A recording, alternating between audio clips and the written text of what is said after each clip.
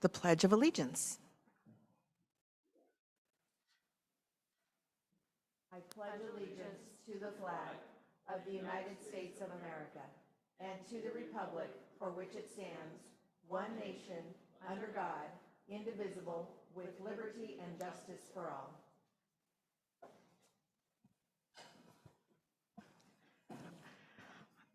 We will now call roll call, and we will start with Councilmember Damrell. Councilmember Lee. Here. Councilmember Natoli. Councilmember Natoli here. Councilmember Smith. Smith here. Councilmember Zingali. And Madueño is here. Before we go on, I actually would like to welcome and thank, we have two district representatives from Senator Susan Eggman Talamantes, and that is Liliana and Andrea. Thank you for joining us and welcome. At this time, if there is any, well, actually, no, we are going to go to the public comment. If any member of the public is interested in providing public comment on any item on the agenda for today, please turn a blue card into the clerk or send an email blue card to engage@deltacouncil.ca.gov, as you can see on your screen.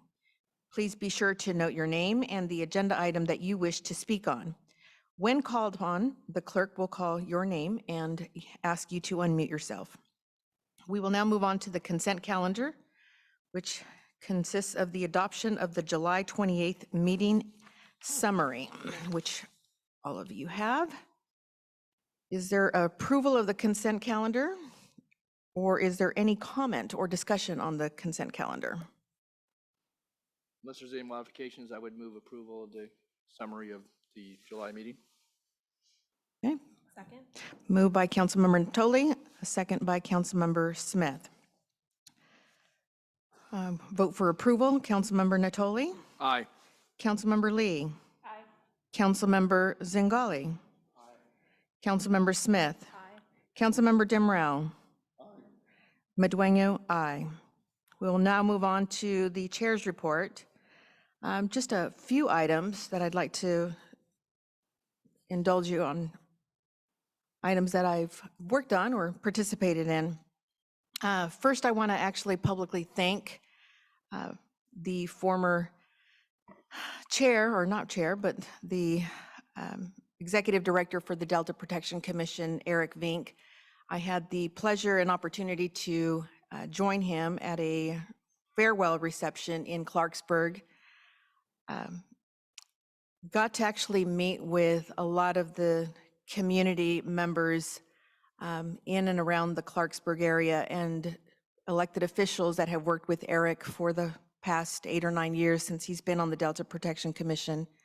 And also joining was virtually or by phone was Councilmember Natoli. And it really was a testament to the great work that Eric has done, and I think he will continue to do even in his retirement, but just wanted to publicly thank him and thank the members of the community for doing such an amazing job of, again, acknowledging all of Eric's time on that, the commission, and also want to welcome Bruce Blodgett, who will be replacing Eric, not replacing, taking another position like Eric. Also had an opportunity to meet with Contra Costa County Supervisor Diane Burgess, I should say, down in Antioch. And when I asked her if she wanted to meet for lunch in Antioch, she said, where would we have lunch? And I said, well, there's a great restaurant right on the Delta, and it's called Monica's Riverview.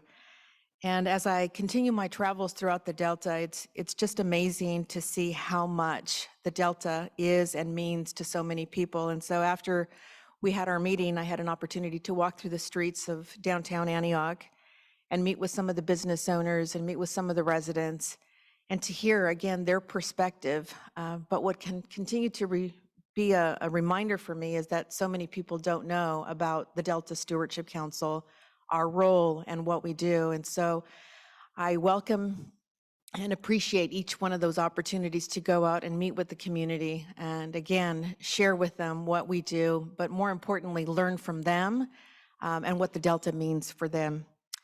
Also had a great meeting with the Bureau of Reclamation uh, earlier this week, and I'm not sure if it was this week or it was last week, but it was good to hear their ideas and their perspective on how we can continue to enhance our DPIC meetings and hear their perspective about future collaboration and more strategy planning with the Bureau. So that was great. And had a good and unique opportunity to meet with Dee Dee Diadamo, who is the vice chair for the State Water Resources Control Board. And as a fellow Valley resident herself, we see that there's going to be some great synergies in being able to work together. And want to thank Councilmember Zingali for inviting me to a unique event where he was actually the co-MC with our Lieutenant Governor Alani Kounalakis. And as a result of that unique opportunity, I had an opportunity to reconnect with the president and CEO of Univision Television. And so as we reconnected, if you will, because I've known him for years, and telling him about the Delta Stewardship Council, he said, you know, Virginia, I've been in Sacramento for 30 plus years, did not even know about the Delta Stewardship Council. So they actually want to come out and do a whole story and a segment about what the Delta Stewardship Council does, our role, and obviously, you know, that Univision is a platform media mechanism for the Spanish-speaking community. And so I thought that was going to be incredibly valuable moving forward. So thank you. That is all I have to report on for me at this point, and I'll have more with regard to some meetings that I'm going to be hosting in Los Angeles come in September. Okay, we will now move to other council updates, and I'd like to start with Councilmember Natoli, if you have anything you'd like to share. I just would note, and thank you for your good work, Chairman Dueño, that the evening, the conflict, the reason I joined the reception for Eric Vink virtually was that it was in with a meeting, community meeting in the town of Hood, which is certainly in the Delta, and we've been working for many years to bring sanitary sewer to replace the septic systems that are pretty ancient in that community, and we have advanced the work, and we were at meeting with residents to again give them up an update, but also to get their interest as we go along. But we've been working for a number of years with our sanitation district and certainly with community residents, and so a number of years ago, as some may recall, in the town of Freeport, we brought sanitary sewer to the town of Freeport. And so one of the last remaining communities, certainly in the Sacramento County portion of the Delta, that doesn't have public sewer is the town of Hood. And we recently did an upgrade there. Some of you probably have noted in your travels to the water system, public water system there, invested over $5 million, both with fire flow, but quality water to the homeowners and businesses there in the town of Hood. So just note that, and I know that obviously Stewardship Council staff is, as we look at a project, obviously there'll be a consistency requirement for those projects, at least some of those. But we're making good progress, and again, I'm thankful for all the folks that have the technical expertise, but certainly the various agencies that will be a part of that. And we've actually, County of Sacramento, used some of the American Rescue Plan monies that could be used for water quality projects, and have advanced the engineering and design of that system. And it's it's a small community and less than 100 hookups, but it's a big deal. So we're working on that, and hopefully see that happen in the next couple of years. So that's all I had. Thanks. Excellent. Thank you so much, Councilmember Natoli. Councilmember Lee. Well, I think you're being a little shy, but she just had a tremendous trip and opportunity to go out and venture outside of the state of California. But maybe you just want to give a quick recap, if you will.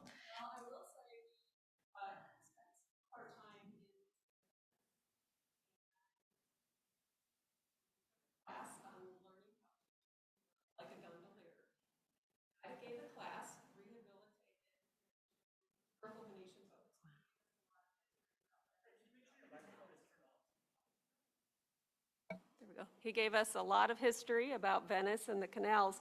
And he said one of the biggest issues that they have is the lagoon that Venice was built on is brackish water, and they rely on fresh water flowing down from the mountains to keep the balance in their estuary. And they have issues with ocean rise. And we sat there and had this amazing conversation, and it was exactly the same issues that we face in the Delta. So if anyone wants to go to Venice and further explore that, I would be happy to be a part of that trip. Excellent, thank you. Do you see that there are so many things that our roles really tie into? So thank you so much and welcome back, and good to hear that you had a great trip, and I think it will only lend itself more, if you will, to our great work here. Councilmember Zingali. Oh, here, you can use mine. Thank you. Welcome, Julie. It's great to have you and your breadth of experience in state service at the table. Welcome again. I just quickly wanted to thank you, Madam Chair, and the staff for having this meeting in Stockton today. We talk a lot about equity and inclusion, but to be real about that, that has to include geographic equity and inclusion. And I've had the good fortune to be familiar with some of particularly the environmental justice groups here in Stockton, and I know we will benefit a lot from being here. So thanks for walking the walk. Absolutely, thank you. Councilmember Smith. Just a thank you to you, Chair, for really embracing the role and being out there and talking about the work that we do and welcoming people to the process. And incredibly grateful for that and following your lead, taking the opportunity whenever I can to talk about the work that we do and how timely and prescient it is and how we would like as many voices at the table as possible. Excellent, thank you. Councilmember Damrell. Well, I have nothing to add, but I would also underscore the fact that we are in Stockton, which is certainly an important part of the Delta. And I welcome many discussions relating to the Stockton issues as such. And I think this would be the beginning of a good relationship between Stockton and the Delta Stewardship Council. Thank you. Thank you, Judge.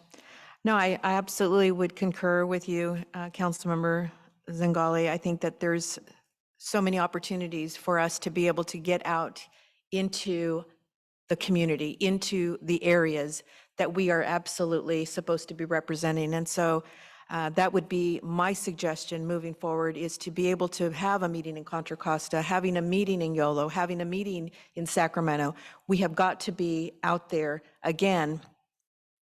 When people don't know who you are and what you do or what you represent, it's really hard for us to continue to engage. So that would be my pledge moving forward. So thank you. We will now move on to public comment. Again, if this is for any item that is not on the agenda, and I will ask Beck. I believe Beck is joining us remotely, and Beck is not doing well, but she has the good fortune of being able to participate still virtually. Beck, is there any public comment? Yes, Madam Chair. We have Teacher Desjardins.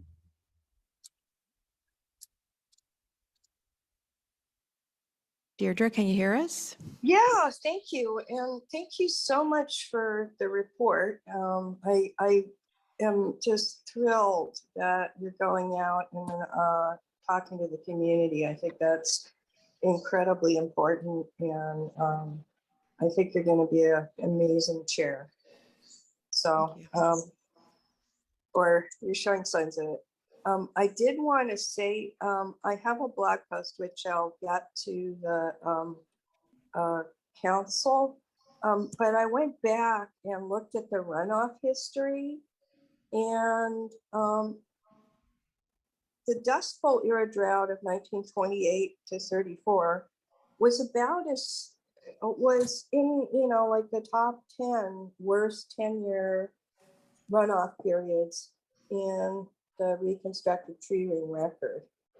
And what happened is we've returned to close to our 30-year running average has returned to close to the long-term mean, which is, I think the long-term mean is 17.8 million acre feet, and our 30-year runoff is at 17.6 million acre feet.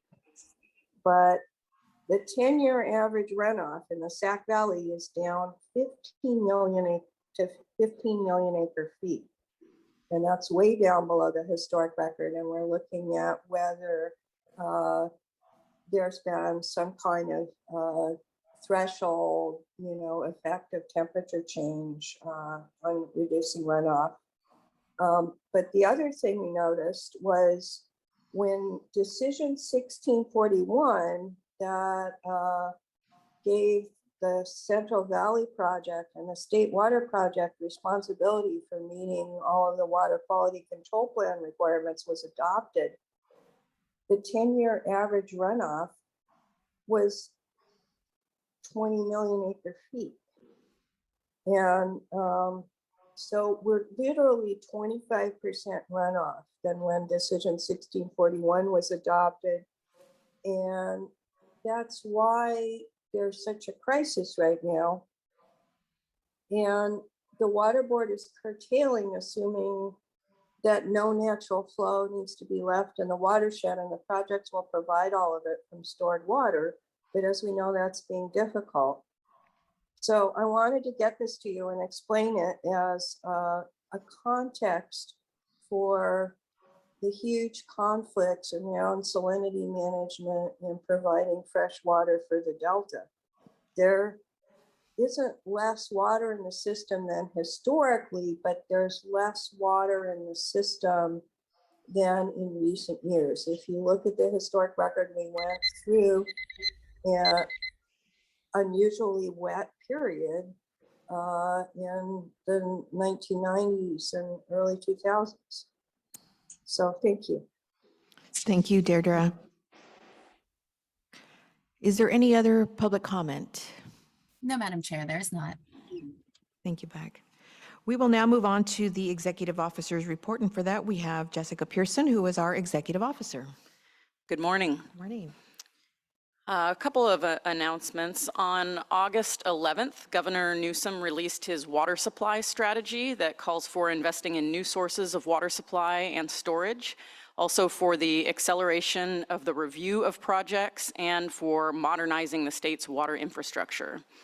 The actions outlined in the strategy are also identified broadly in the water resilience portfolio, which was released in 2020 by the Newsom administration, of which the council is identified as a key agency for implementing various strategies.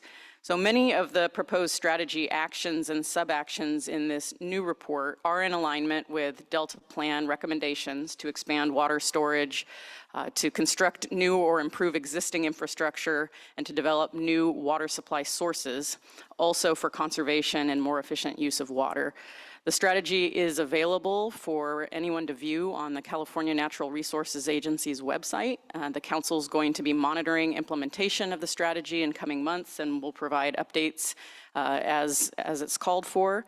And then we are also planning a panel on reduced reliance on the Delta, the planning and projects that are happening in Southern California for our October meeting. So more to come on these topics. I have two covered action updates to report. Last month, I reported on the opening of the review period for Reclamation 2028 certification of consistency for the Bacon Island Levy Rehabilitation Project. This is also known as the Connection Slough and Santa Fe Cut Corridor. The project's public review and appeal period closed on August 5th with no appeal filed, and so the project may now proceed. On August 12th, Reclamation District 348 submitted a certification of consistency for their South Mccullomy River Setback Levy project.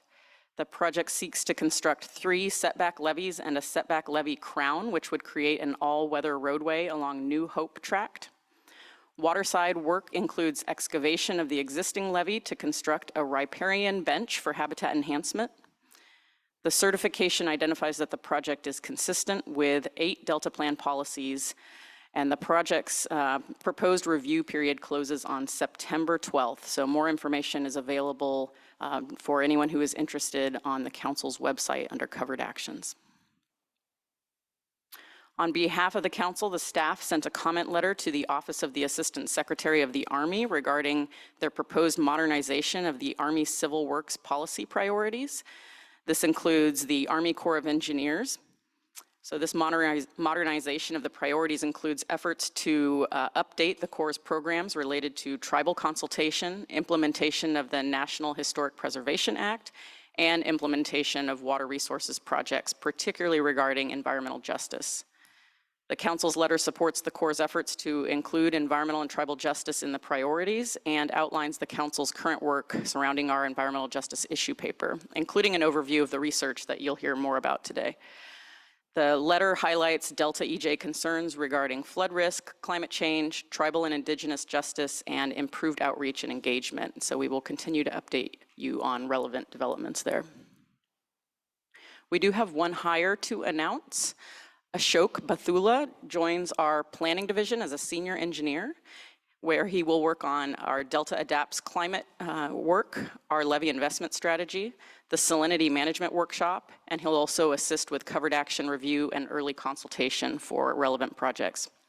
Ashok comes to us from the Department of Fish and Wildlife and has almost 20 years of experience in water resources engineering, including with DWR's Division of Flood Management. He has a master's in engineering from Texas Tech, and so we want to welcome Ashok.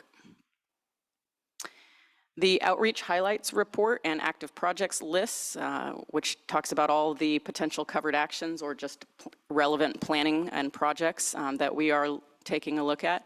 That's updated monthly in your packet, so if you have any questions about those projects, please let me know. And then now I'm going to turn to an update from our executive fellow, who this is his last meeting with us, and so we wanted to invite Chris Klyer to provide his reflections on his fellowship experience with the council. The Capital Fellows Program is a nationally distinguished program that places fellows within executive offices at various state agencies for a period of 11 months, where they learn policy and government administration principles on the job. Chris has been an instrumental part of our team over the past year, working to support our interagency committee, our ecosystem restoration work, legislative tracking on bills of interest, and other high priority projects. So I wanted to give the floor to Chris for a few minutes to reflect on his fellowship experience. Chris, are you there? Yes, can you hear me? We can. Perfect. Yeah, thank you for that introduction, Jessica. And hello again, council members. It's great to see you again for my final time presenting here at the council meetings. So Jessica provided a little bit of the background as to what the Executive Fellowship Program is. And fun fact, she was also a former executive fellow. So that's always cool coming into an agency where the executive officer was a former fellow. Coming into the fellowship, I feel like I had some major concerns about working in the state government. I had heard some things of like basically the bureaucratic red tape or the influence of politics within agencies, all of that not so good stuff. I also had the general concern of being assigned grunt work and forgotten about, basically as some interns at some places might be treated. And on top of these concerns, I would also be doing the fellowship virtually. And that comes along with a bunch of hurdles as well. So I had quite a few concerns coming into this, but I feel very fortunate to have been placed here at the council, as I quickly realized that my concerns on all of these fronts were not valid. Everybody that I've met and worked with at the council has been dedicated, hardworking, and willing to help. People have looked out for me, sending me great learning opportunities, getting me involved, and making roles for me in projects if I wanted to, if I asked to take part. People are always willing to help me out and find me something to do to get me involved in the project. A few of my largest roles include working on DPIC with Amanda, where I got to meet and work with executives from 18 state and federal agencies, as well as helping to plan 2 of the DPIC meetings. I also got to take a leadership role in the DPIC Restoration Subcommittee, and I helped to chart its path forward with a series of meetings and a work plan. Next, I got to draft and develop a budget proposal and track legislation, thanks to the help of Chief Deputy Executive Officer Ryan Stanborough. Thank you, Ryan. I got to assist with the environmental justice interviews, the literature review, and the drafting of the environmental justice issue paper, which was definitely one of my favorite experiences, and I feel like I learned so much from that. And finally, my favorite experience, the Bay Delta tour. There were around 14 council staff and council members on the tour, as well as countless other speakers and industry professionals, with Michael George, the Delta Water Master, being one of my favorites. So the opportunity to connect with people was highly rewarding and something new for me because I've been doing the rest of the fellowship virtually. The tour itself allowed me to see and understand the Delta landscape as well as the communities on the Delta.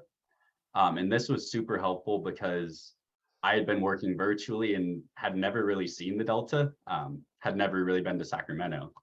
And so after working on this for so many months to actually see it, everything kind of clicked into place. And I felt like it was very rewarding.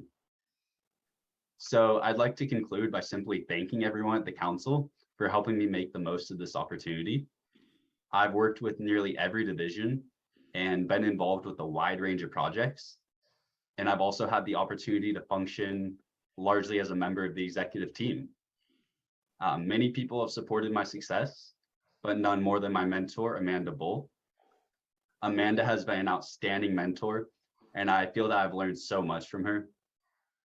Despite being very busy working across a ton of projects and initiatives, like literally so many projects, I'm amazed how she keeps all in track. But she's really carved out time and put in so much effort to fueling my professional development and skills. I aspire to one day become as important of a mentor to someone else as Amanda is to me. So just a big thank you to Amanda. You've made this experience incredible. I'm so grateful to have worked at the council over the past year, and I hope the council will continue to host executive fellows as it's such a valuable experience. Thank you all for your time and keep up the great work.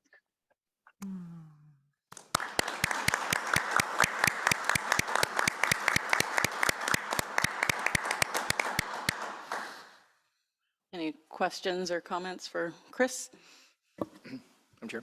Absolutely. Yeah. Councilmember Natoli. Yeah, not so much a question, just a comment. I appreciated certainly his summary of the work, and I think working in the virtual environment, as all of us have experienced to one degree or the other, probably made it difficult, but it was certainly, I think, very good to hear and encouraging that with his work and his contributions, I would want to acknowledge that as well. Obviously, his time and effort, whether he was learning, kind of on the job in the role, but obviously his contributions are important as well.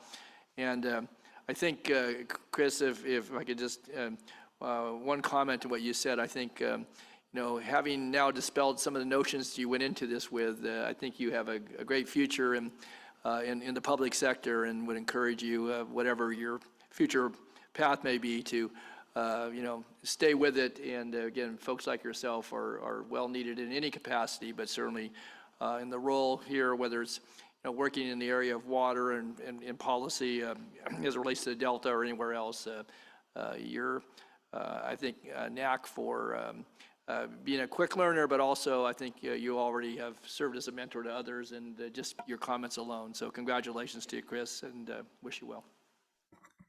Thank you for that, Councilmember Natoli. Chris, I just want to say thank you. You have been just amazing to see you operate. I just think that if the future with our youth look anything like you, we've got a very promising future ahead. And want to publicly thank Amanda. Clearly, Chris, she was the best mentor you could have had on this journey. And so I want to publicly thank Amanda as well for taking the time, the initiative. To Chris's point, a lot of these internships are sometimes, just checking the box. But Amanda, you helped to elevate that to a status of making Chris a key part of this organization and the work that we do. So I want to commend you on that. Again, Chris, thank you so much for everything that you've done. It was a great opportunity to connect with you on that Bay Delta tour and to hear about your background and your thoughts for the future. And so I wish you the very best. It's kind of bittersweet. I feel like I'm letting my little boy go. I just feel like he's going to kindergarten. I don't know. College, not kindergarten, college. So Chris, we wish you all the best, and hope to participate in your virtual, what is it, a cocktail hour? Maybe I'll have 2 for you, just because it's you. So thank you again. Thank you, Chairman Duena. Yeah, thanks, Chris, and keep in touch.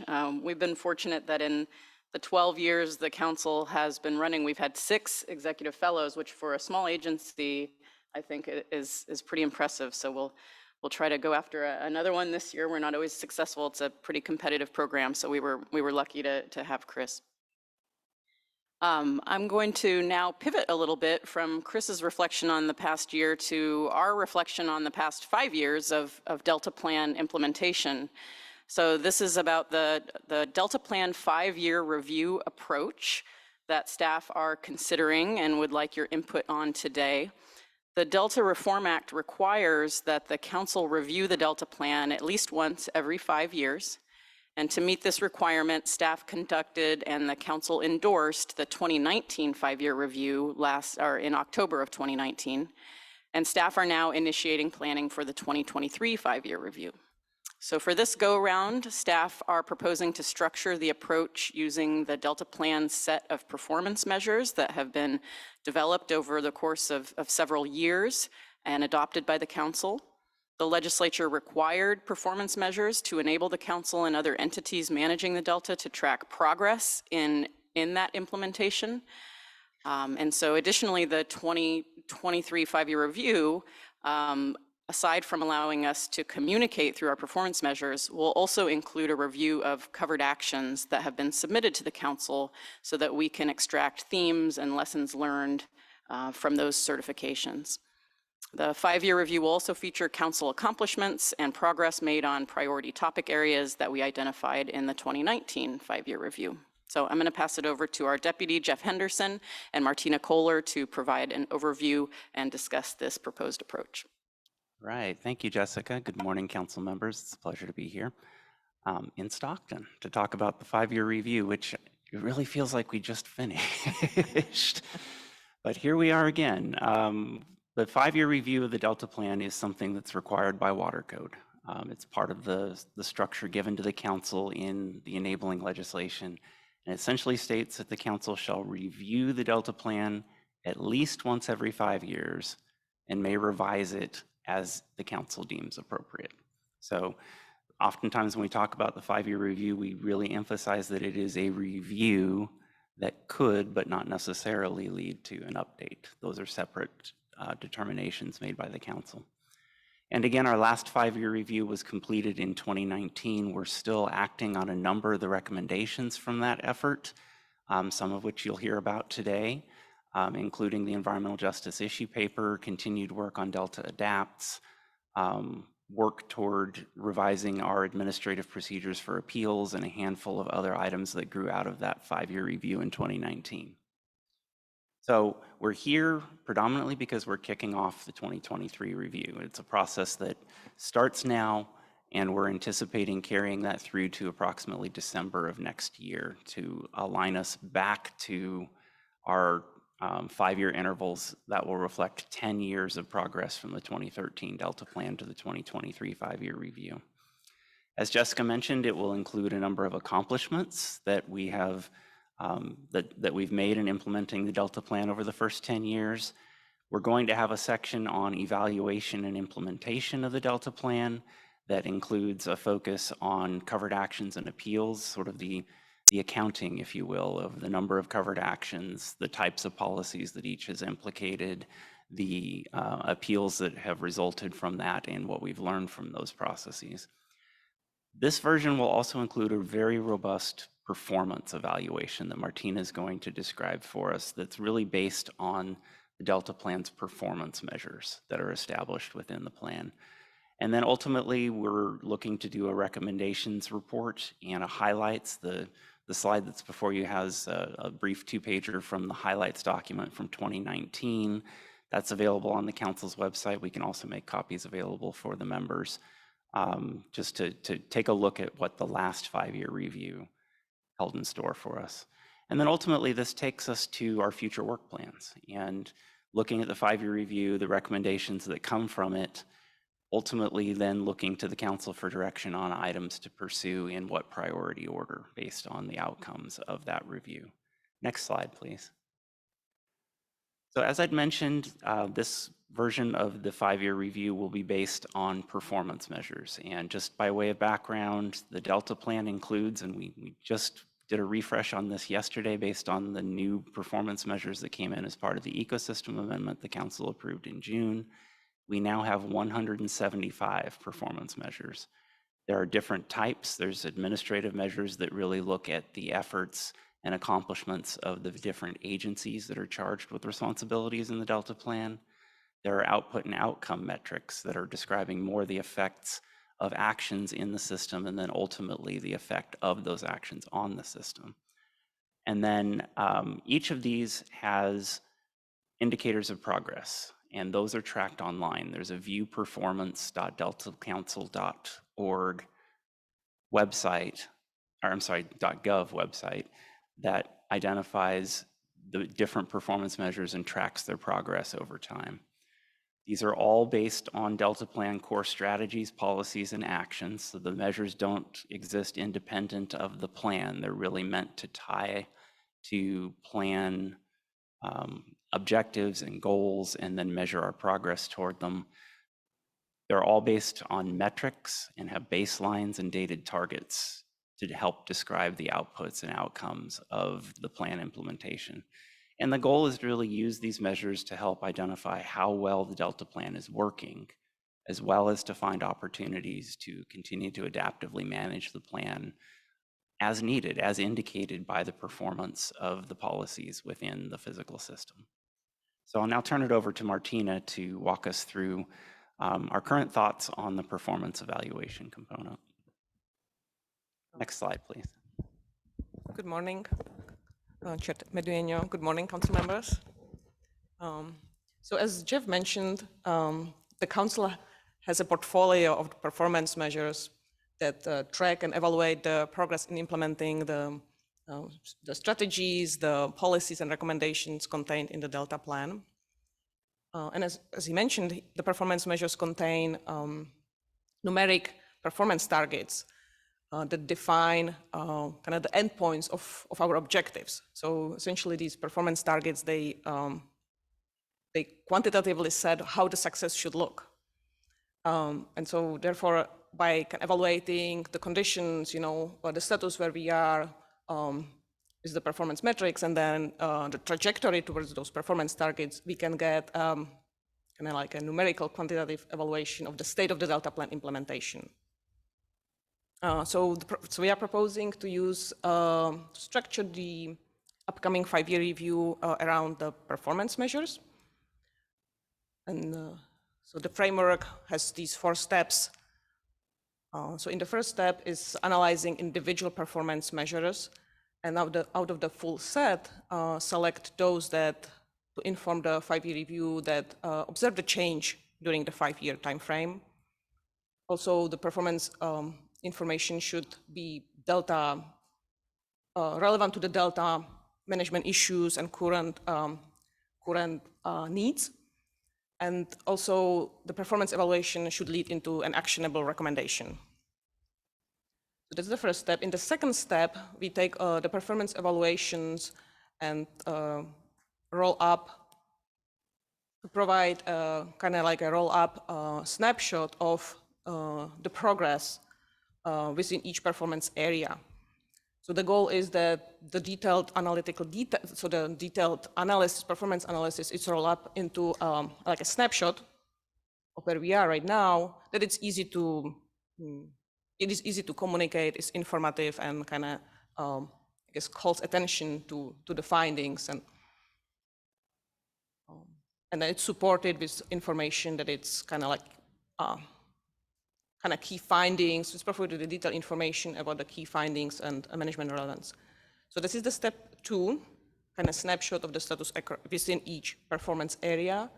And then in step 3, it's rolling up those evaluations within each resource area that the Delta Plan can outline. So this is for the water supply reliability, managing the Delta ecosystem and water quality, managing the Delta as an evolving place, and flood control and reduced risks.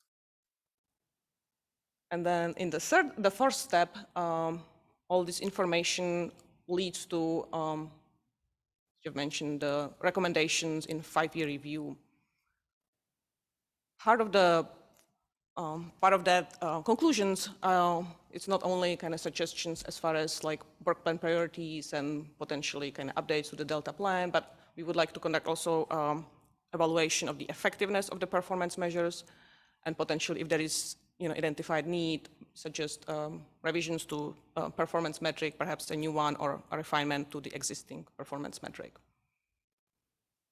So in conclusion, the approach, this is the framework to using the performance measures to provide a snapshot of the state of the Delta plan implementation in the upcoming 5-year review.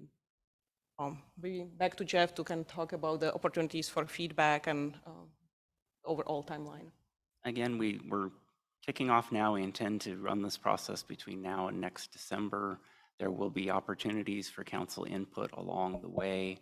Ultimately, we would then be, as a staff, making recommendations to the council regarding the observations from the previous 5 years and some of the key directions for the next 5, and then looking to the council for additional input and some prioritization of that activity.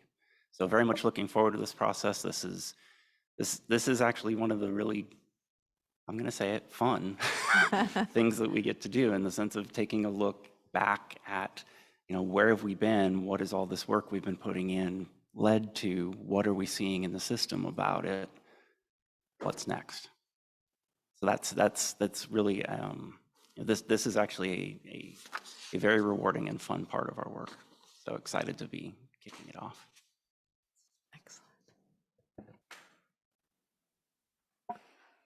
Thanks for that, Jeff. I agree. I think I probably speak on behalf of a lot of staff when we've all put a lot of work into the development of these performance measures, and we've barely reached the point where we can start to reap, the feedback that they're intended to give the council to inform our policy making. So this is great to be at a point where we can really start to rely on that information. I'm sure. Yes, Councilmember Natoli. Yeah, just a question as we begin to formulate the process, and appreciate the outline presented here this morning. Is it intended that you would have a document, not necessarily something that would be so lengthy, but maybe a chart that would then be something that would be the foundation for building off of, as you talked about, as you look at this work, something that would be easily not just reportable, but shareable with folks? And I think to some of the comments we've heard this morning about activities in Delta and so forth, but to know the work of the Stewardship Council, and one, how we're performing, how we're meeting the responsibilities and role the council has, but also some of the things that we encounter. And to do that, I think, and I know it takes a lot of work because it's voluminous in its content, but I think having that, and maybe to have something that annually would provide an update without getting into having to do a 5-year review every time, but certainly not that comprehensive. And so, and maybe that's what you're always thinking about. I know you're all very organized, but I think some of the comments that were made this morning about understanding the role of the council, and now that we're a dozen years in, and certainly are required to do this as part of the statute. But I think more than that, having something that then you could hand to folks in 3 or 4 pages and say, here's what we do, here's how we're measuring up, and to summarize it. So I don't know for either one of you if that's how you're thinking about ultimately this is going to be meet the requirements of the statute, but also then make it understandable for the for the layperson, and for those of us that are given the privilege of serving on the council, that we can share with folks and say, here's what the council's about. That's just the mission, but here's what we've been doing looking back, and here's where our goals are and how we measure those things as they relate to the requirements that the council has. So I don't know if that makes sense or not, Jeff, but it seems to me that that's something that you could actually share from a layperson standpoint that would be easy readable, easily understandable, and updatable, I guess. So That's very helpful. And I think we have had a lot of conversations as we're kind of getting into this about the task of taking all this complexity and kind of making it something simple, easy, understandable, quick.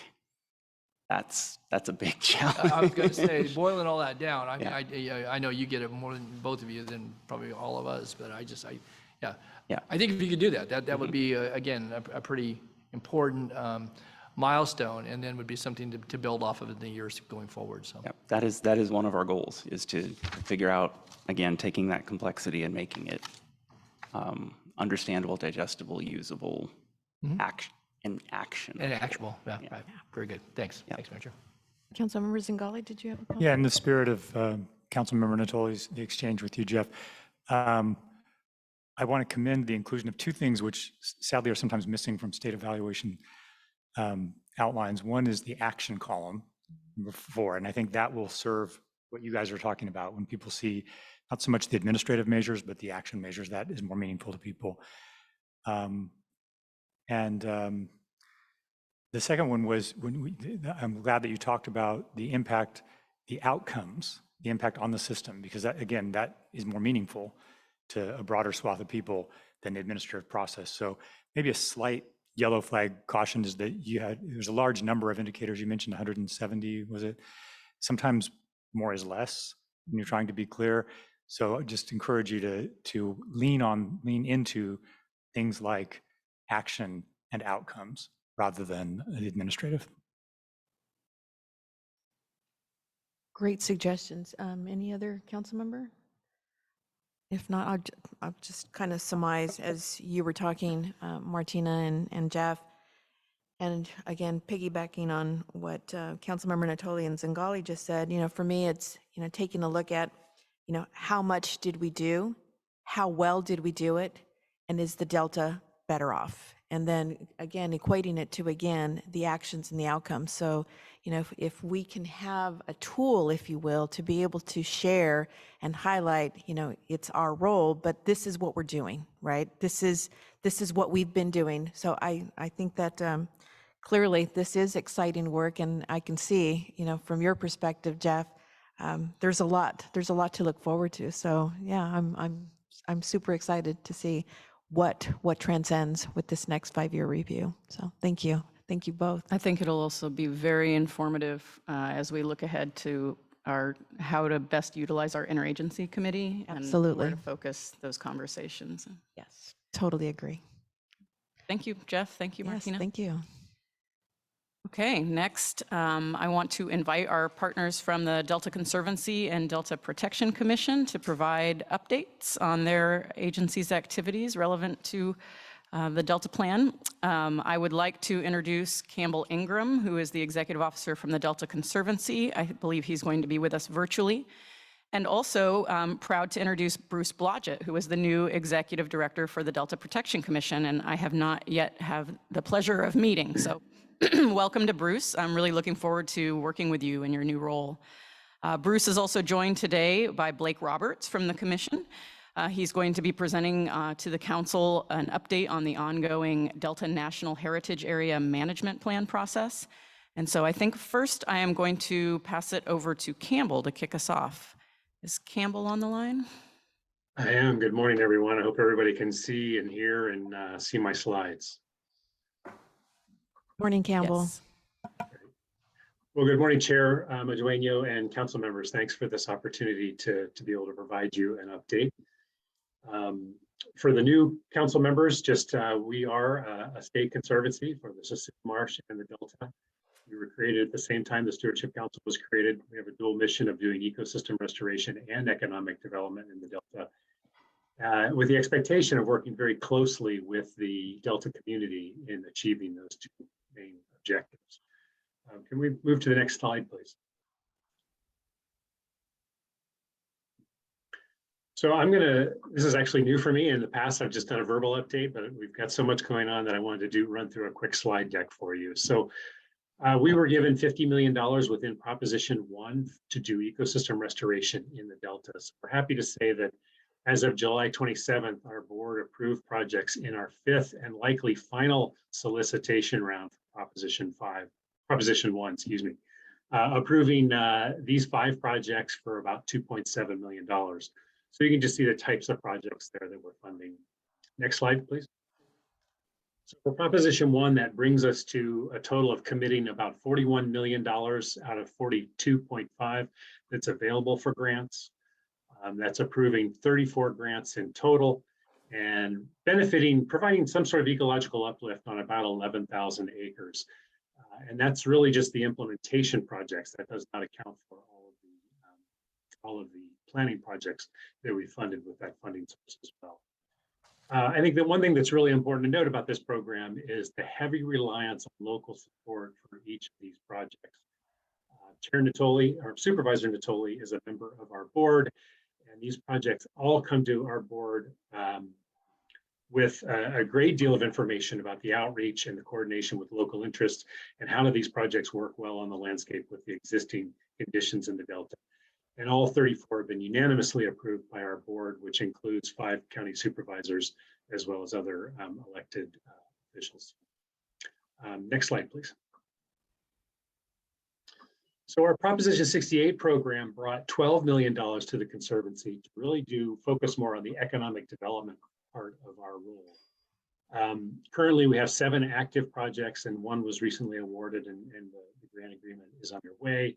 We've committed 3.6 million out of the 8.7 million available for grants. So total number of projects. And I think it's important to note here too that 91% of these projects actually benefit severely disadvantaged communities. The bond itself required that 20% of funds be directed to severely disadvantaged communities. Just given the nature of the Delta and the projects that we're doing, we're well above that 20% and very glad to be able to be directing that funding. These projects really run the gamut. We have funded trail enhancement projects, historic preservation projects.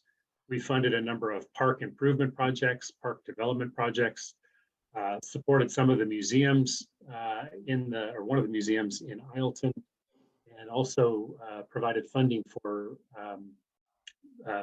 Discover the Delta Center and the Pacific Flyway Center as sort of, focal places where people can get information about the Delta. So we believe that these funds are really landing in the Delta and actually providing some economic benefit, and we're very happy to continue this program. Next slide, please. In last year's budget, we were granted $5.2 million in climate access and resource funding in the general fund. At our July 27th board meeting, the board approved $2.8 million for these 2 projects that you see listed here. We've committed about 4.2 out of 4.9 million available for grants. We have 3 approved grants, and acres benefited there is about 2,200 acres. Next slide, please. So I want to spend a little bit of time on our Delta Drought Response Pilot Program. I think last time I provided an update, we talked about how this program offered Delta farmers up to $900 per enrolled acre to employ practices that could reduce their amount of applied water and therefore their amount of evapotranspiration for actual crops. The majority of these projects were foregoing a corn crop in lieu of non-irrigated small grain crops in the spring. We had several people that just fallowed land. We had several people that just reduced irrigation on alfalfa or stopped irrigation on pasture. We had several farmers who forewent a second crop of typically carrots or cucumbers, just didn't do a second crop and therefore saved water. And then we had one project that applied drip tape as a new, more efficient irrigation source. This was a great program. We worked very closely with the Delta Watermaster, DWR, and the Delta community to very rapidly stand up this program with a $10 million pot of money coming from Department of Water Resources. We very quickly received and processed 80 applications and were able to fund 33 grant agreements, enrolling about 8,000 acres, a little over or almost 9,000 acres into these practices. As a pilot project, it really is intended to evaluate the efficacy of these projects, which are the best at conserving water. We're using a remote sensing tool called OpenET that'll actually help us compare adjacent fields to really understand what the water savings is. We're also working with UC Davis to do a very comprehensive analysis with much more detailed instrumentation on the ground to verify those savings. Probably one of the best things about this program is that it really got us out talking with all 80 of these farmers that applied, establishing much better relationships, and really working in their interest of getting this information for them as well as for the state, and how do we manage the drought in the Delta. Now going back to my first bullet here on this slide, we're very pleased to say that the Department of Water Resources is giving us an additional tranche of funding this year to run the program again. We're actively developing the program right now with an expectation of trying to open that solicitation on October 1st. Last year, we were very behind in terms of timing, and this will give Delta farmers more lead time to really help incorporate their farm management decisions earlier in the season. The other exciting thing about the program this year is that we're working with the Nature Conservancy to incorporate what they call their bird returns program. We recognize that drought is severely limiting habitat available for birds, and that the Delta is one of the places that we can actually achieve both objectives of water conservation and providing bird habitat. And so we're looking to incorporate those practices and incentivize those practices in the Delta. It may not seem logical, but if you consider someone, say, on 100 acres of corn, not growing that corn crop and saving 2.5 acre feet per acre, if they were to flood up 20, 30, 40 of those acres for a shorter duration to provide bird habitat, that would result in an overall net savings of water. So again, we're trying to ensure that there's net savings of water, but also try to provide bird habitat at the same time. We anticipate that this program will be a bid program. Last year we did a flat $900 per enrolled acre. This year we'd really like to get it structured more towards what are actual costs of providing these benefits. So farmers will see a suite of activities that they can employ, and they will actually bid on per acre value what they would like to actually do. Those practices will evaluate those bids and hopefully be able to move this funding just as effectively and quickly as we did last year. So next slide, please. Science coordination. Rachel Wigginton on our staff is our lead scientist. She facilitates the Delta Interagency Invasive Species Coordination Team. That group has made a lot of progress really thinking about invasive species and how do we manage them more collectively in the Delta. We continue to collaborate with the Stewardship Council in launching the Delta Plan, the DPIC Restoration Subcommittee, and I too want to add my voice to thanks to Chris Klyer for all of his work on that. It's just been a pleasure working with him, and we will miss him. And then our staff have engaged in the 20 to 26 Science Action Agenda process too, just given the relevance of that information and how it directs our work, particularly in ecosystem restoration. Next slide. So Delta carbon and subsidence management is something I've talked to the council about numerous times. We continue to work on to develop pilot projects and actually seeing a lot of activity in projects that are out there actively trying to stop subsidence and resulting carbon emissions. The focus here is re-wetting those lands on the highly organic, most deeply subsided lands in the Delta to stop subsidence and carbon emissions. You really do that in two ways. You can do managed wetlands. We really try to focus on managed wetlands on land that's already too wet to farm. And that's where the peat layer has gotten so thin that farm equipment literally sinks into the ground when you try to get the farm equipment on the land to manage that land. And then rice cultivation, which is just a different crop, keeps agriculture in production, do it in saturated soils so it stops subsidence and emissions, and it actually is a higher value commodity than much of what is grown in this deep zone of the Delta. So we're anticipating significant funding within the nature-based solutions package for the California state budget that we're hoping will be announced here in mid-September. We're working with a bunch of different partners, all of us really trying to figure out how do we bring state funding and philanthropic funding and even private capital together to really start to look at how we can incentivize both private and public landowners in this 200,000 acre area of the Delta that's so important and so deeply subsided to start to really make progress at scale here on this issue. And I believe that is my last slide. So I'm happy to answer any questions if anybody has any. Any questions of Campbell? Campbell, I just want to thank you for a great presentation. And I'd really like to have some deeper conversations around, the whole aspect of the Delta National Heritage Area. You said a couple of things that just intrigued me tremendously, and just recognizing the area that was deemed as a National Heritage Area with regard to economic development, and looking at the long-term impacts for what it means to the communities surrounding the Delta, the ecosystem restoration, but again, the ability to create jobs, the ability to re-energize, if you will, a region. And as you take a look at this map in this presentation, I just see that there's so much value, so much opportunity, and again, would welcome the opportunity to have a deeper dive conversation on that particular item.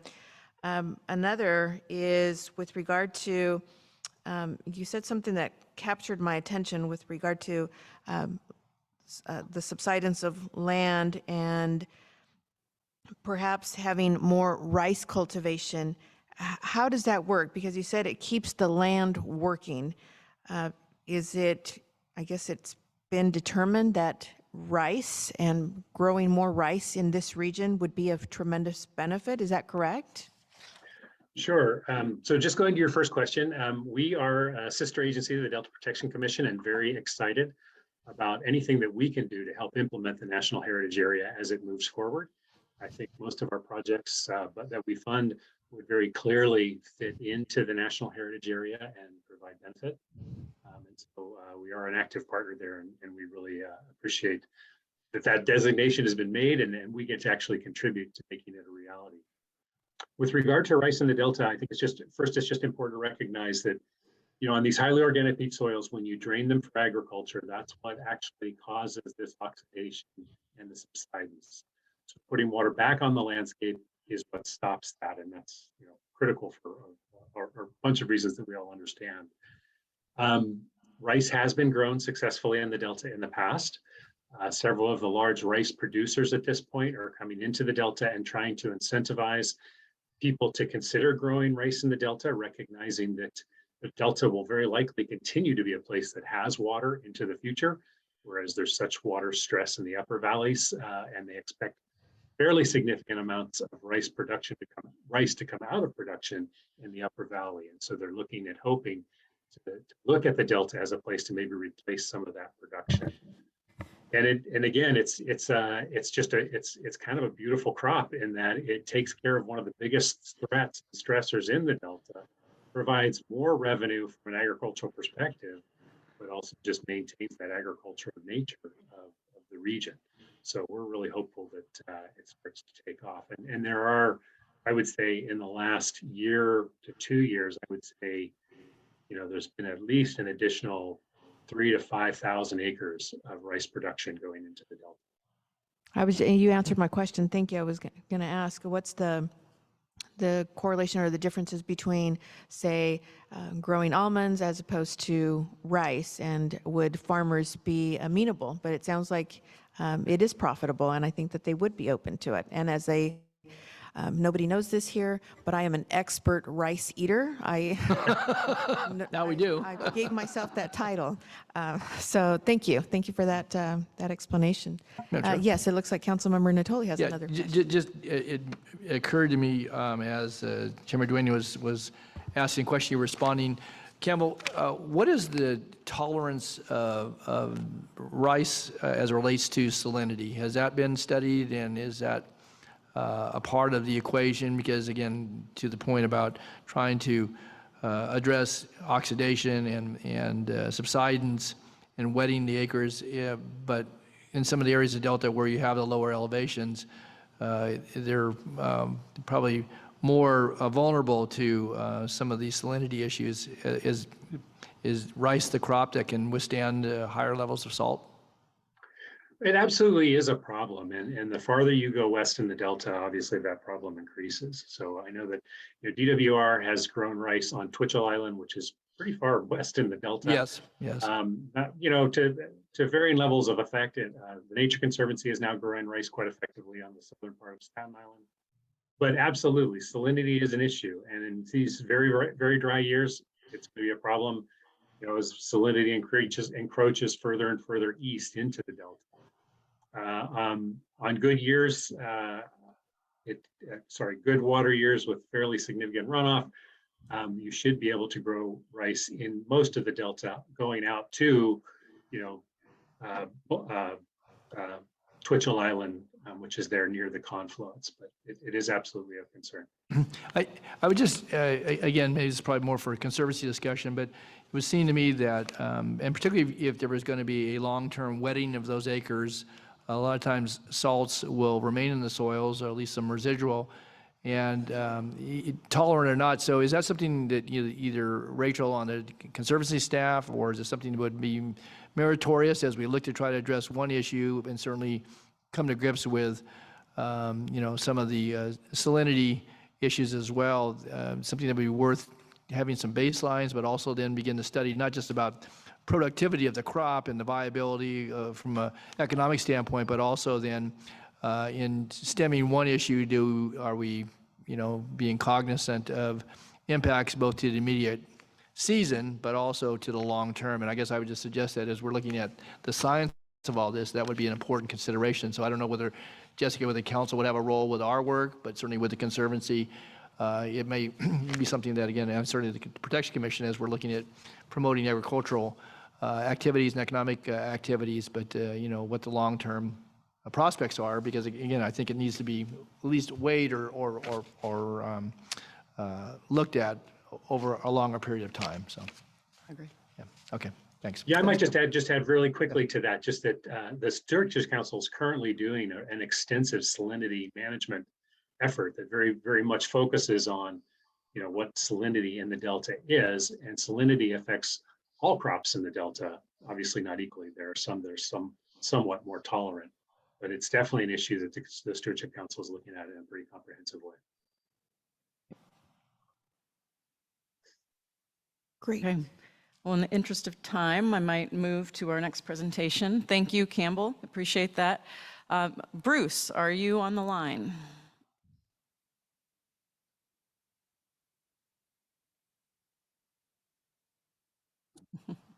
I'm sorry, point of clarification. I thought Bruce was in person. Am I to understand he's joining? Well, Blake is here. I don't see Bruce, although I have not met Bruce yet. But Blake, do you want to kick us off? And then if Bruce joins us, we can incorporate him into the presentation as well. My apologies. No problem. Yes, I'm happy to kind of move along. So my name is Blake Roberts. I'm program manager with the Delta Protection Commission. Good morning, Chair Medonio and members of the council. My work primarily focuses on the National Heritage Area, and so this presentation will also focus on the National Heritage Area.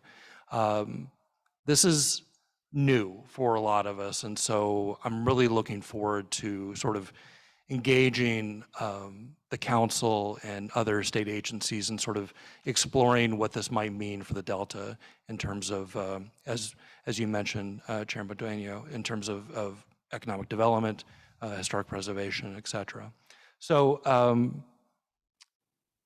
next slide. So the first thing I wanted to do is just say what a National Heritage Area is. The National Park Service has provided a definition. It's a bit of a mouthful, but I'll read it really quickly.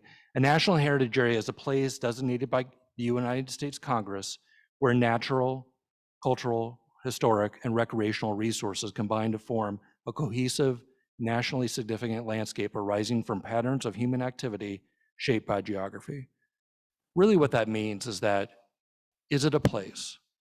Is it a place that has cultural, has historical resources, natural resources that really are ingrained in the place itself?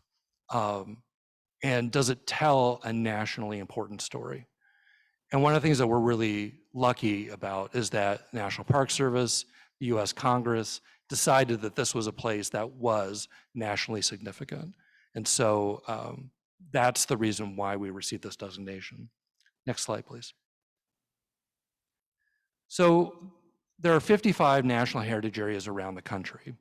They initially started in the Midwest and East Coast and have sort of gradually moved west. In 2019, we were designated along with 3 other Western NHAs. There's 2 in Washington, 1 in Arizona. There are a couple of East Coast NHAs that were designated as well in Pennsylvania and West Virginia. But there has been this gradual moving westward, and I think there's starting to become much more recognition of the National Heritage Areas around the country and what it might mean. We are the first and only National Heritage Area in California. Next slide, please.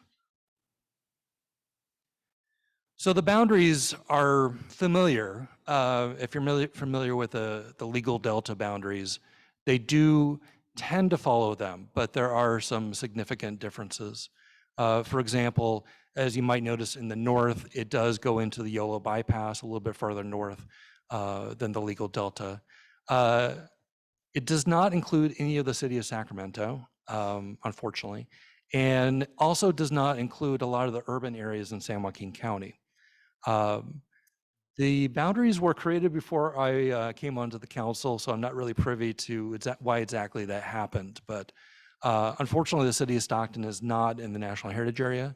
But I think there's potential to, even though it's not in the National Heritage Area, is for there to be cooperation with a lot of the resources that are in the city of Stockton and with the city itself.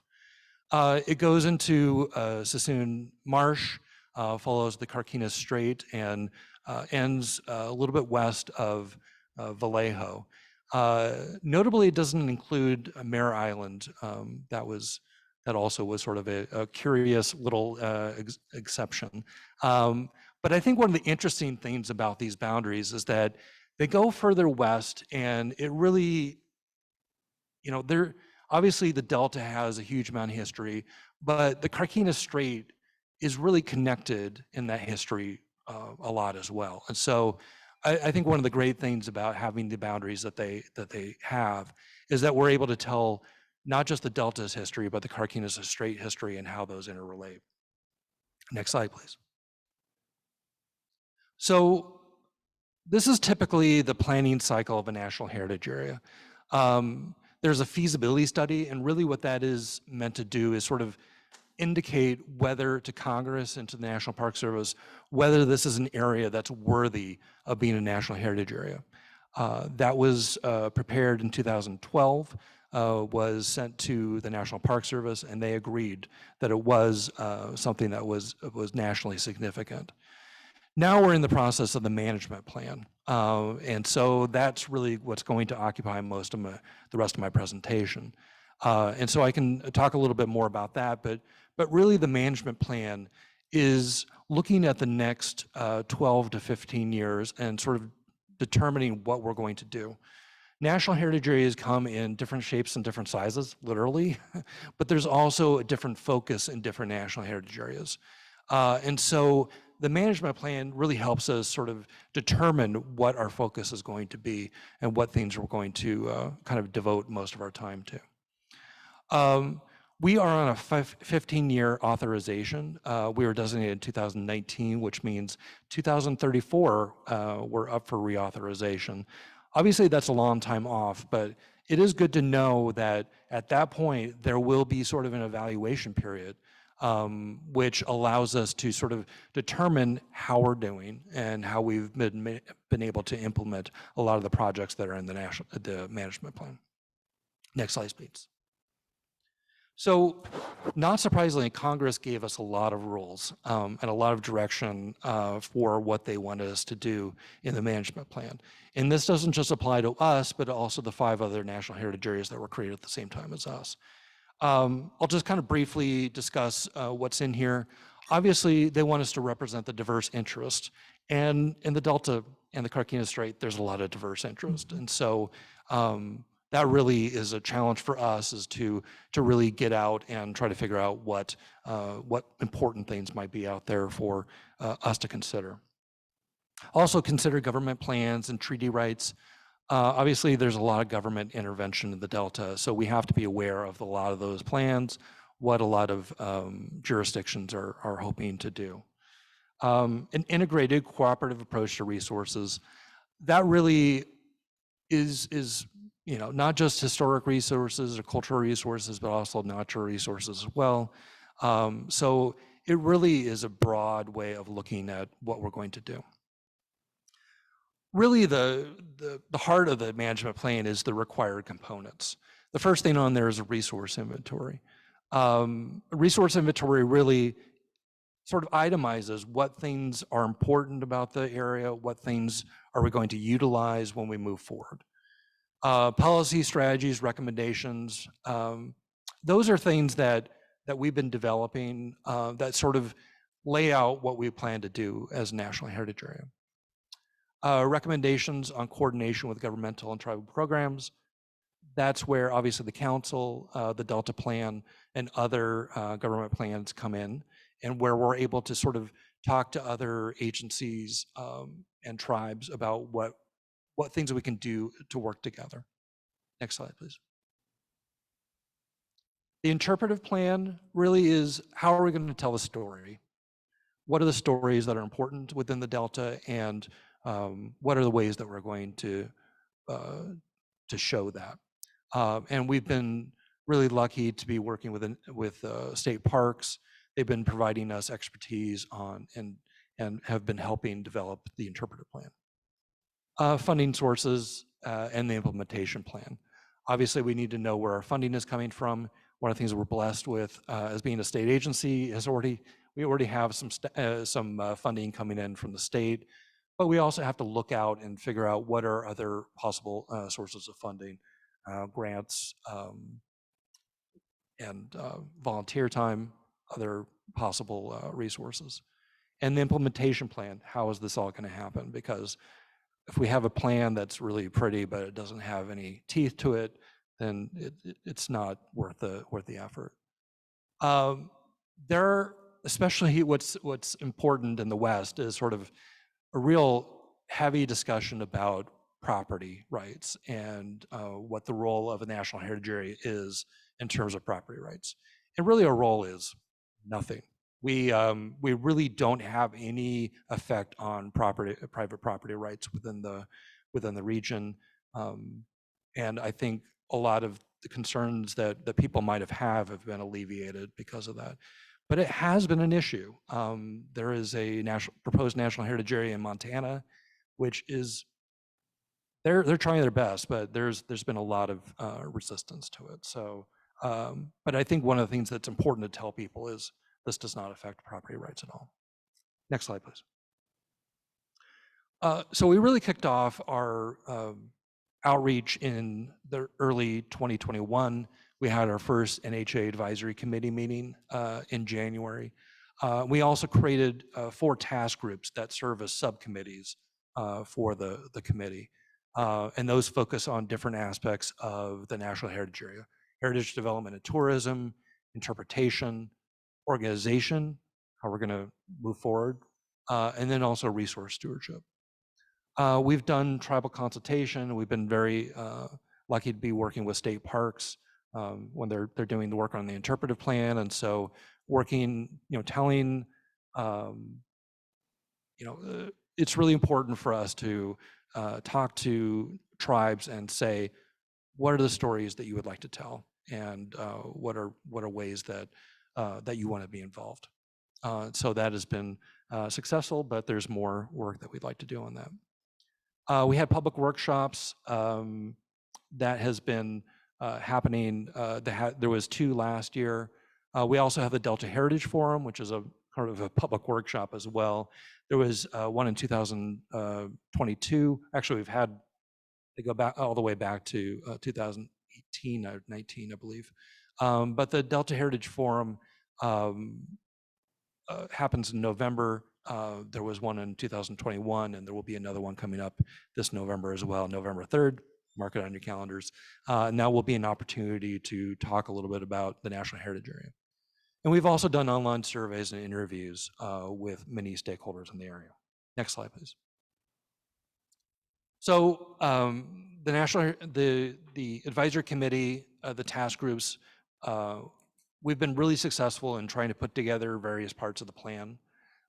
We have mission and vision statements that we prepared, interpretive themes and sub-themes, the mission statements, the vision statement, and the interpretive themes I'll be talking a little bit more about in a second. We also have different objectives and actions for how we want to move forward in a number of different areas: in heritage development, tourism, in interpretation, in resource stewardship. And then next week, we will be meeting with the advisory committee and talking about the resource inventory. So they'll have a draft of the resource inventory to look at. Next slide, please. There's a lot to digest in the themes, and I'm not necessarily going to go into too much detail about those. But I wanted to at least provide you with the full text of the themes, so at least you have something that you can look at even beyond this meeting. And these, when we're going through the themes, there's a lot of stories to tell. And so it's really hard to sort of summarize that into a few digestible sentences. But obviously, we know that natural resources are incredibly important to the heritage area and what we're going to be talking about. Also, what has happened to the landscape over the last 150 to 200 years? Obviously, there's been a lot of substantial change. And so we wanted to tell that story as well. We are currently working with tribes to tell those stories, so we don't necessarily have a theme developed yet, but we will be working on that. I should say we're in the process of working on that. People's stories really deals with the immense amount of people that have come through the area. Obviously, the heritage area has been home to a lot of different immigrant groups, and so we wanted to be able to tell those stories and all the different stories that have happened. Next slide, please. Agriculture is obviously essential for the area, so we wanted to be able to tell that story about the diversity. I mean, there's diversity in crops that you probably won't see in any other national heritage area because simply because we're in California, the climate, and on top of that, the Delta has water, so there's a lot of different things you can grow here. And obviously, we couldn't talk about this without water itself and the importance of it. This is always a sensitive subject, obviously, but it's also a very important subject, and the history of it is critical to our state as a whole, as well as the nation. Then we have what we're calling supporting themes, and these are themes that may not necessarily rise to a full theme, but they're obviously integral to the area as well. Military history between Benicia, Stockton, Pittsburgh. There's a lot of different areas in the Delta that have been integral to military history. Pretty much anybody that went to the West into the Pacific Theater in World War II went through Pittsburgh. Maybe not a lot of people know that. And so these are the stories that we want to be able to tell. Also art. Sorry, I think I skipped over one.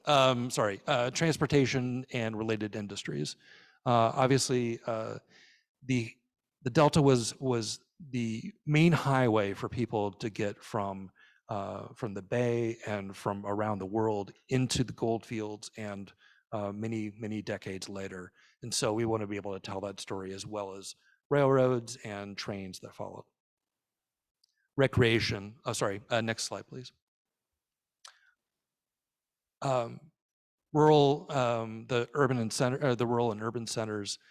There's a lot of contrast within the Delta and the Carquinez Strait. And so we want to be able to tell the stories of these different communities, the urban areas, the really urban areas, and then the not so urban areas. Art is, I think, essential for a modern understanding of the Delta. I went to Wayne Thiebaud's presentation at he had a presentation at the Crocker, and there's a lot of Delta paintings there, and it really is, he's one of the most important artists of the last 50, 100, 70 years, and the Delta was a main focus of his work. Also, you have Gregory Condos as well. A lot of artists have found some solace in the Delta. Joan Didion, Jack London, many writers. Recreation obviously is a critical part of our economy and sort of people's understanding. I think a lot of people know the Delta from recreating in the Delta. And then finally, energy production. Not many people know of the importance of the Rio Vista natural gas fields, but it's tremendous. I mean, it's huge. And then there's obviously a lot of more energy, new energy that's coming in the area as well. So I'll briefly, next slide, please, briefly touch on the mission statement. Really, what we intended to do here was to say that this is a partnership. That's going to be a critical aspect of the National Heritage Area, working together to recognize, enhance, and promote the National Heritage Area as an ecological, agricultural, recreational, historical, and cultural treasure. So we're really keen on being able to tell how special the Delta is. And so that's really what our mission is going to be. Next slide, please. The vision statement, also a bit of a mouthful, but this really talks about what is going to be our future. What do we anticipate that the future of the National Heritage Area is going to be? And so we see this as a place that will be visited a lot. We see this as a place that has a lot of resources that have been protected and enhanced. And so that's really what we see as sort of the future of the National Heritage Area. Next slide. So what might we do? This is just a possible list. As I mentioned, many National Heritage Areas have these same ingredients, but they might have different component or mixtures of these ingredients. So historic preservation obviously is an important part, and that's where the work of the Conservancy has been really critical for our work, because they have been sort of out there being able to provide funding for historic preservation projects. Obviously cultural conservation, being able to tell what, be able to make sure we are keeping those stories of the Delta. We're helping with oral history projects. That would be an example of cultural conservation. Education interpretation. We were able to create a 4th grade curriculum. Obviously, we're doing the interpretation part of this, so that's really important. Development of recreational assets. That has been something that we've been working on as a commission for many years. The Delta Trail with marinas, etc. Nature conservation. Obviously, that is something that a lot of different agencies have been involved with, but we want to be able to assist that effort. Tourism and economic development. These are things that we want to be able to work with. And so that's part of the reason why we created the Visit CA Delta, which is a sort of an entry point in for a lot of people into the Delta, giving information to that website, the Twitter and Facebook and Instagram. Those are opportunities for people to see what's going on in the Delta and be able to figure out what to do. Next slide, please. So partnerships are really the core of any National Heritage Area. And it doesn't really matter whether it's a state agency that's running it, a nonprofit. It doesn't matter, because really this is too much work for us to do on our own. And so that's the reason why we're really important part of this is to reach out to our partners and find those people and really try to bring them into the fold. So there is a diverse amount of partners that we might have out there: private sector, nonprofit, government sector. These are all people that we want to reach out to. And obviously the council we see as not just a possible partner, but I mean, it's already a partner that we've worked with and we hope to work with more in the future. Next slide, please. And these partnerships can take various forms. There's management. That's one of the things that we're going to have to figure out going forward, is how we're going to manage the National Heritage Area. Most National Heritage Areas are run by nonprofits, so we're a little unique. There are other state agencies doing this, but but there's a lot of challenges with that. So that might be a possible partnership with other groups. Project and programs, this is often where you'll see that opportunity to partner in terms of different things that we might be able to do. We've done that already with the council, with the Conservancy, and we see doing that with many other groups. Thematic. You sometimes see this in other national heritage areas, that they'll have partnerships that are based on a particular theme for their area. Agriculture might be a particular theme that we might want to focus on, for example. Next slide. So as I mentioned, we do have some things that we have to figure out in terms of how we're going to move forward. The commission is the local coordinating entity designated by Congress. So that means that we are responsible for coordinating the efforts of a lot of different groups. One option that we have is to just continue doing what we're doing right now. But as I mentioned, there's some challenges with that. And so, that's one of the things that we have to sort of explore. Another possibility is to remain the coordinating entity, but contract daily management to a partner organization. This could be a nonprofit that we partner with. We don't know. But these are things that we're exploring at least. We could provide operating grants to partner organizations who are focused on certain things. And then another possibility is to move the management to another organization. This would require a change in legislation. We are not necessarily leaning towards one of these at this point. I think what we want to be able to do, though, is try to utilize the important things about being a state agency, the stability of having a state agency, but also try to figure out how we can be a little bit more flexible. And so, for example, if we wanted to add additional staff, that it involves going through a legislative process.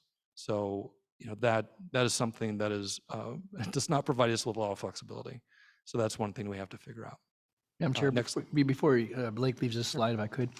One of the things, again, it's a backdrop, and I don't know it was mentioned, that in the designations for the NHAs, there was funding to help us do the management plan. Oh, yes. And there will be funding available ongoing, as long as Congress continues to authorize and appropriate that. So, but again, because we talk about this, about the resources necessary, but the commission hasn't had to do this on our dime. We've had to volunteer and so forth. I just think it's important as you look going forward that there's millions of dollars potentially that could be available to the Delta and for a lot of the things you've talked about, Blake. Sure. Yeah. Thank you for pointing that out. We do currently at this point we receive a little bit more than 150,000 from the National Park Service. When we finish up our management plan, we anticipate that to at least double, maybe more. I think one of the things that Congress has sort of indicated is that they would like to move all the national heritage areas up to 500,000 if possible. But we also have to match that. So that means that either that can happen through our state funding, or it could happen through other organizations funding, or through volunteer time. So yes, thank you for making sure I mentioned that. Yes, we are getting money, so we're not doing this out of the goodness of our heart. Next slide, please. I just wanted to point out the time, so Oh, if you sure, don't mind, sure. I will move running a quickly little through the behind. rest of Thank this. you, Blake. Sorry. So I wanted to just point out what's happening over the next 9 months or so. We are sort of trying to get the management plan across the line right now, and so we are doing a number of things to kind of move forward with preparing the management plan. We have to refine the objectives and actions. We have draft versions, but we need to work on that a little bit more, articulate the goals that we want to have based on those objectives and actions. And then obviously develop more parts of the management plan itself. And then one of the things that we are going to be needing to do, that National Park Service has asked us to do, is to reach out to possible partners and get commitments from them, at least in some form, about how we can work forward with different groups. And then obviously prepare a draft plan that the commission can review. Next slide. Then next winter and spring, we'll be having meetings with the commission. We're hoping to give them a draft that they can release in early 2023. There will be a public review of that along with a CEQA and NEPA document that will be a notice of exemption. And then the commission will continue to review that. Once we're finished with that process, then it will eventually go to the National Park Service and to the Secretary of Interior. So hopefully, once all this is finished, we will be fully fledged National Heritage Area. We'll be able to get an increase in how much money we're getting, and we'll be able to kind of move forward with a lot of the work that we're doing.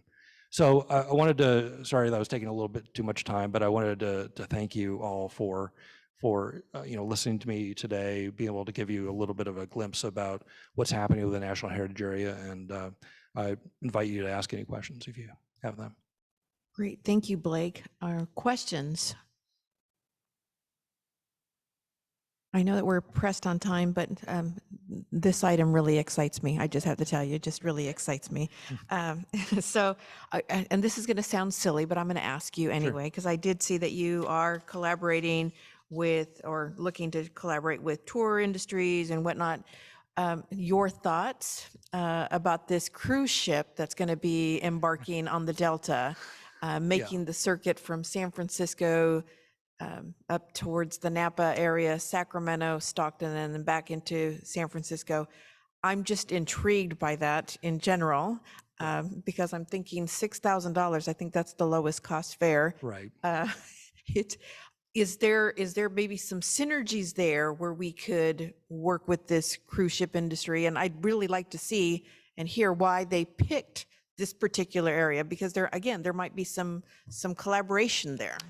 Definitely. I was intrigued as well. So I think that I would like to reach out to them a little bit more and talk to them about, I mean, they are going through a National Heritage Area, and I wanted to make sure that they are aware of that. So I think there's definitely potential for working with them.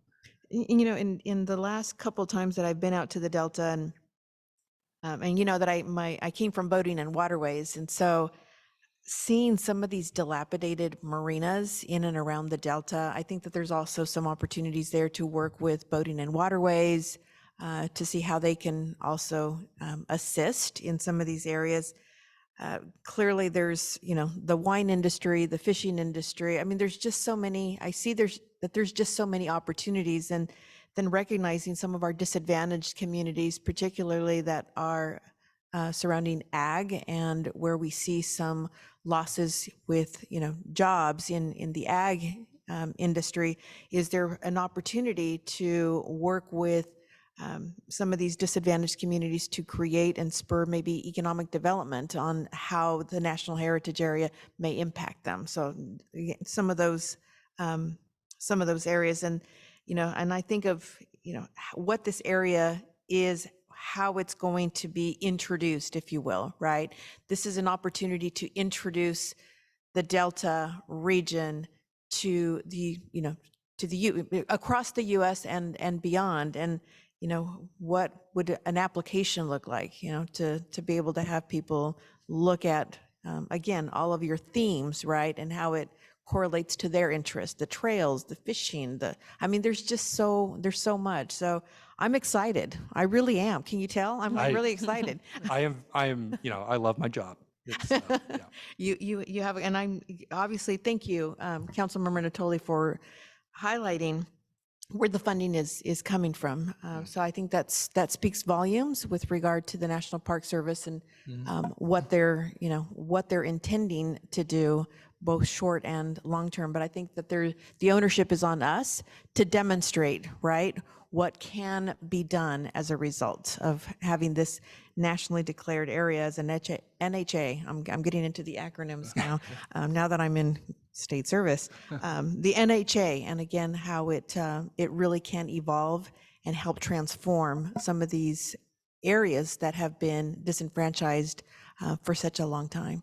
Councilmember Natoli, yes. Yeah, and just to piggyback on what you said, and thank you for your comments, Madam Chair, I would say that, with again, I know no more about than I read about the cruise, up the, Sacramento, San Joaquin Delta, but I think the opportunities are abundant to have tourist dollars certainly come to the area, but to have them experience, things that, Blake covered that we're aware of as council members and, whatever their interests might be, but the seasonality of, the crops that are grown there, just the landscape itself, the art, as mentioned, certainly the recreational environmental aspects. There's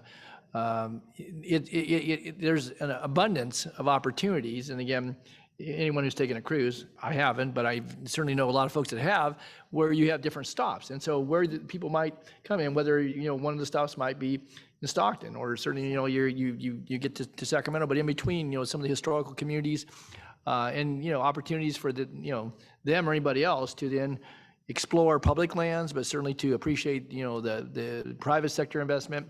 And hopefully that will spur, to your point about some of the, I think, challenges certainly that some of the recreational operators have had in recent years in trying to, I think, remake themselves and just survive in some cases. So I think there's some real opportunities in the National Heritage Area. I think that it's the only one in California. And again, the landscape and all the diversity certainly in this great state, but to have the Delta be the first and only at this point, I think is really, really, again, high compliment to folks who have worked on this, but also I think to the fact that there's many opportunities to be captured here. So anyway, I just thank Blake for his leadership. He's been immersed in this for longer than he probably wants to admit to, but he along with the staff of the commission and all of our partners have really embraced this, and I think it really bodes well for the future if we capture the themes, but also then really build upon those in the future.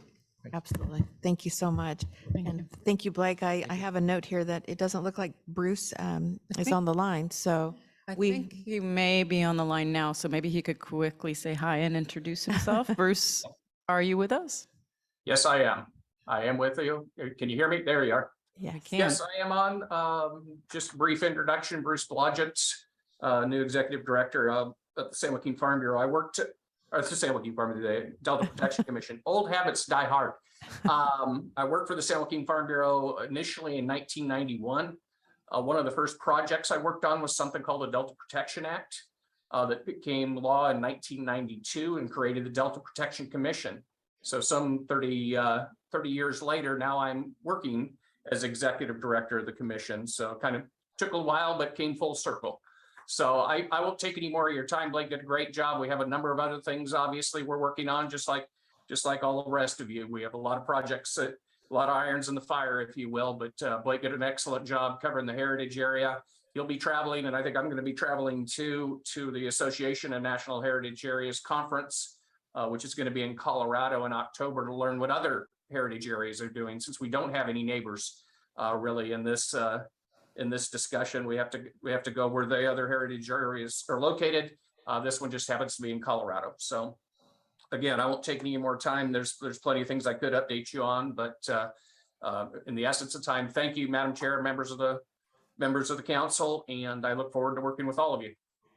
Thank you, Bruce, and congratulations. And we too look forward to working with you as well. Thank you. Okay. Thank you. Thank you, Blake. Appreciate it. I think at this point, we probably have a decision to make on how we want to structure the rest of the agenda. It does sound like we have some flexibility with item 8, if we'd like to move that to after lunch. That's possible, and then we can still incorporate a briefer version of Dr. Larson's report. Does that work for you? I think that sounds good. If it Okay. works okay, wonderful. I think on that cruise, I'm going to have to wait for the Groupon to come out. So if anyone sees that, let me know. So on the agenda today, after the lead scientist report, we will hear from and after lunch, the San Francisco Estuary Partnership on their Estuary Blueprint Management Plan. And then our much anticipated discussion and presentation of interview results for our environmental justice issue paper. And so with that, I'm going to conclude my executive officer's report. Thank you so much. Wonderful. Thank you so much, Jessica. As always, it's great to hear and see all of the great work that you are helping to lead on. Beck, is there any public comment on this item? There is, Madam Chair. We have Deidre Desjardins. Thank you, Deirdre Desjardins with California Water Research.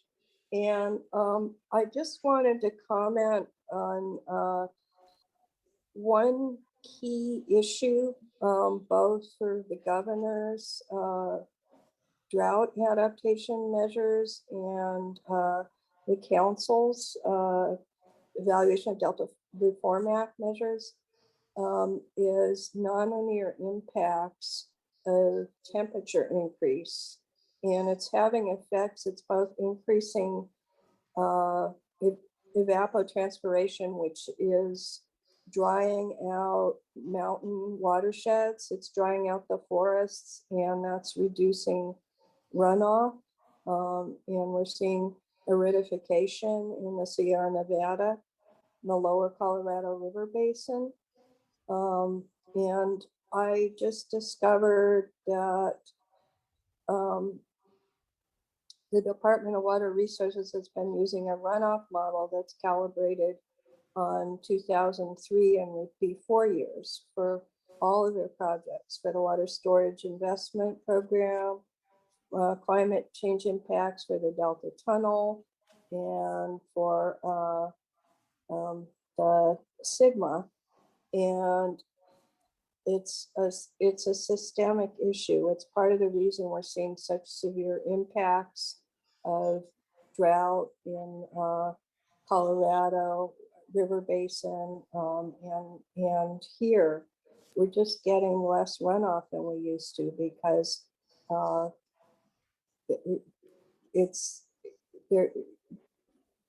the land surface atmosphere interaction has changed.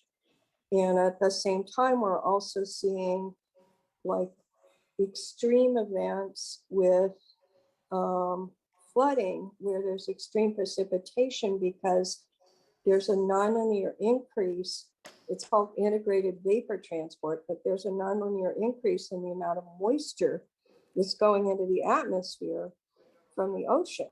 And it's producing these extreme flood events around the world. So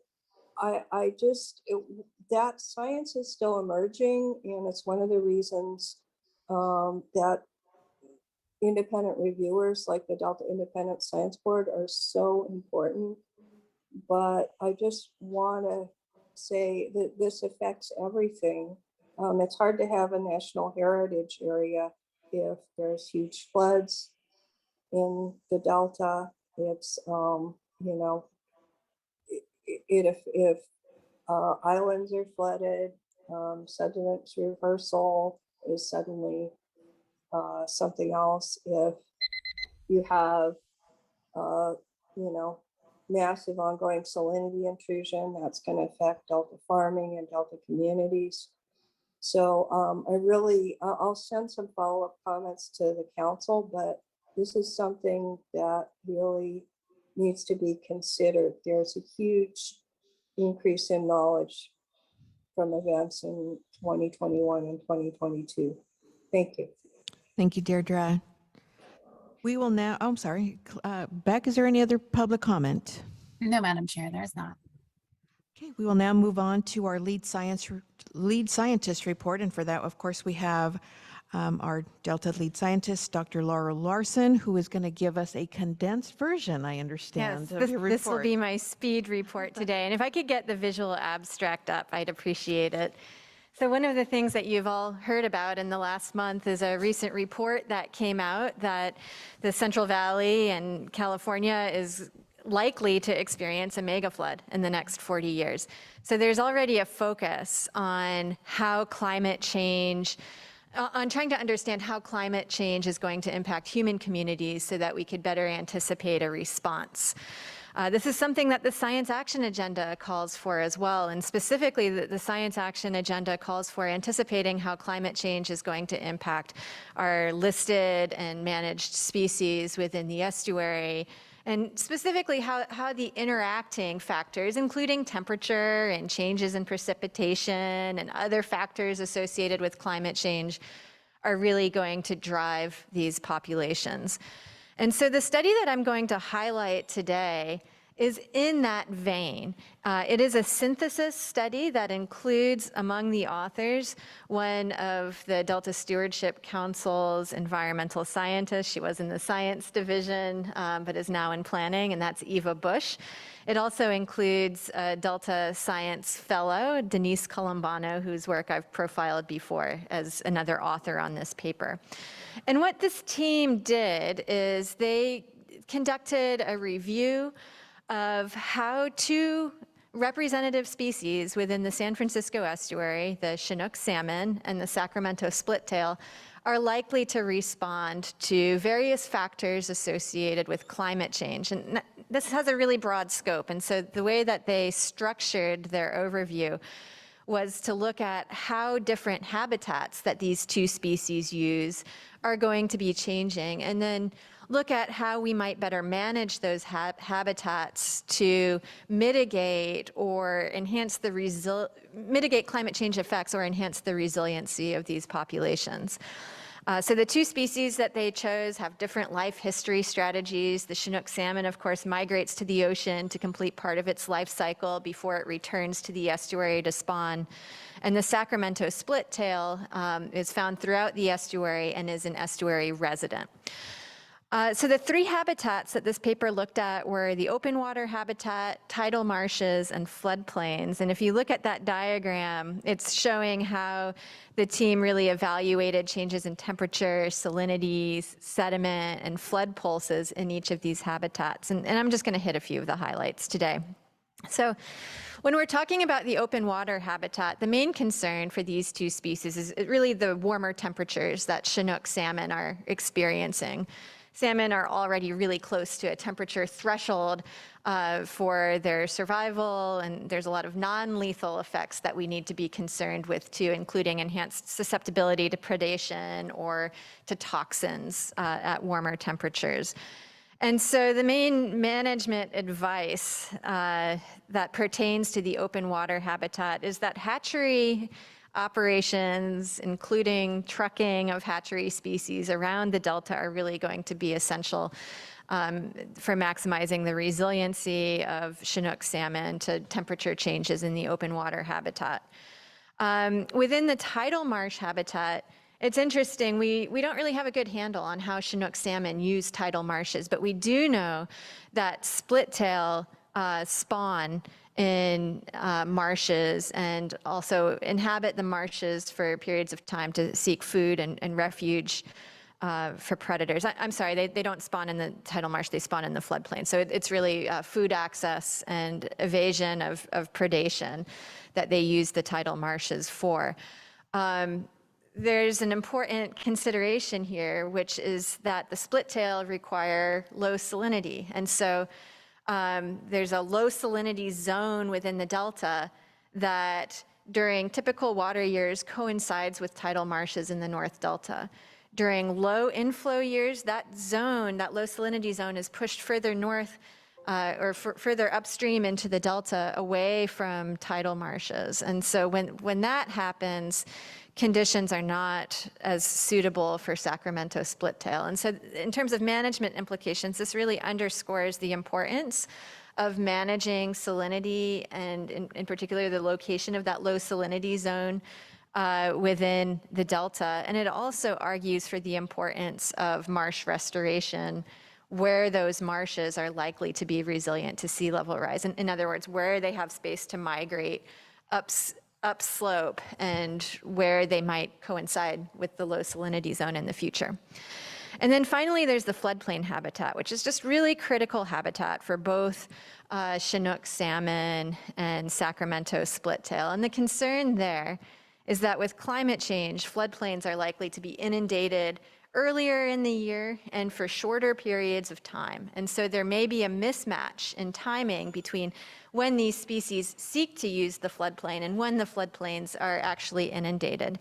And there's some really important ways that we can enhance resilience of these species with respect to floodplains. And one is actions like the notching of the Fremont Weir, a project that was just kicked off, that would allow floodplains to be inundated at lower river levels. And then the other type of management action is just broadening access to floodplains. And so the Lookout Slough project, which you all know very well, is a great example of a project that would really expand floodplain availability to these species. So we're on the right track with these two recent projects. I'll just take questions at the end, given the need to have a compressed report today. So I'm going to move on from this article with the caveat that there's more details in your printed packet. And I'll just highlight a few recent program activities. One activity that's discussed in your packet is the recent water temperature modeling platform peer review panel. And I did provide an oral update on that in the last meeting, so I will skip any oral report today and just refer you to your packet. There's also some important updates from the social science community of practice, and one is that the contract for the Delta Residents Survey was issued, and that project is moving ahead. They're starting out by doing a beta test of the survey with community members to ensure that their questions are being asked in unbiased ways and are generating the type of information that they need. And then after the election season and after the draft EIR comment period for Delta conveyance, that survey will be going out en masse, which will likely happen in January of next year. Also, planning is underway for the social science community of practice's fall workshop, which is called Advancing Interdisciplinary Research, Training and Workshop. It's a two-part workshop that includes training on social science methods for people from a wide variety of disciplines. And then and that training is going to take place on October 14th.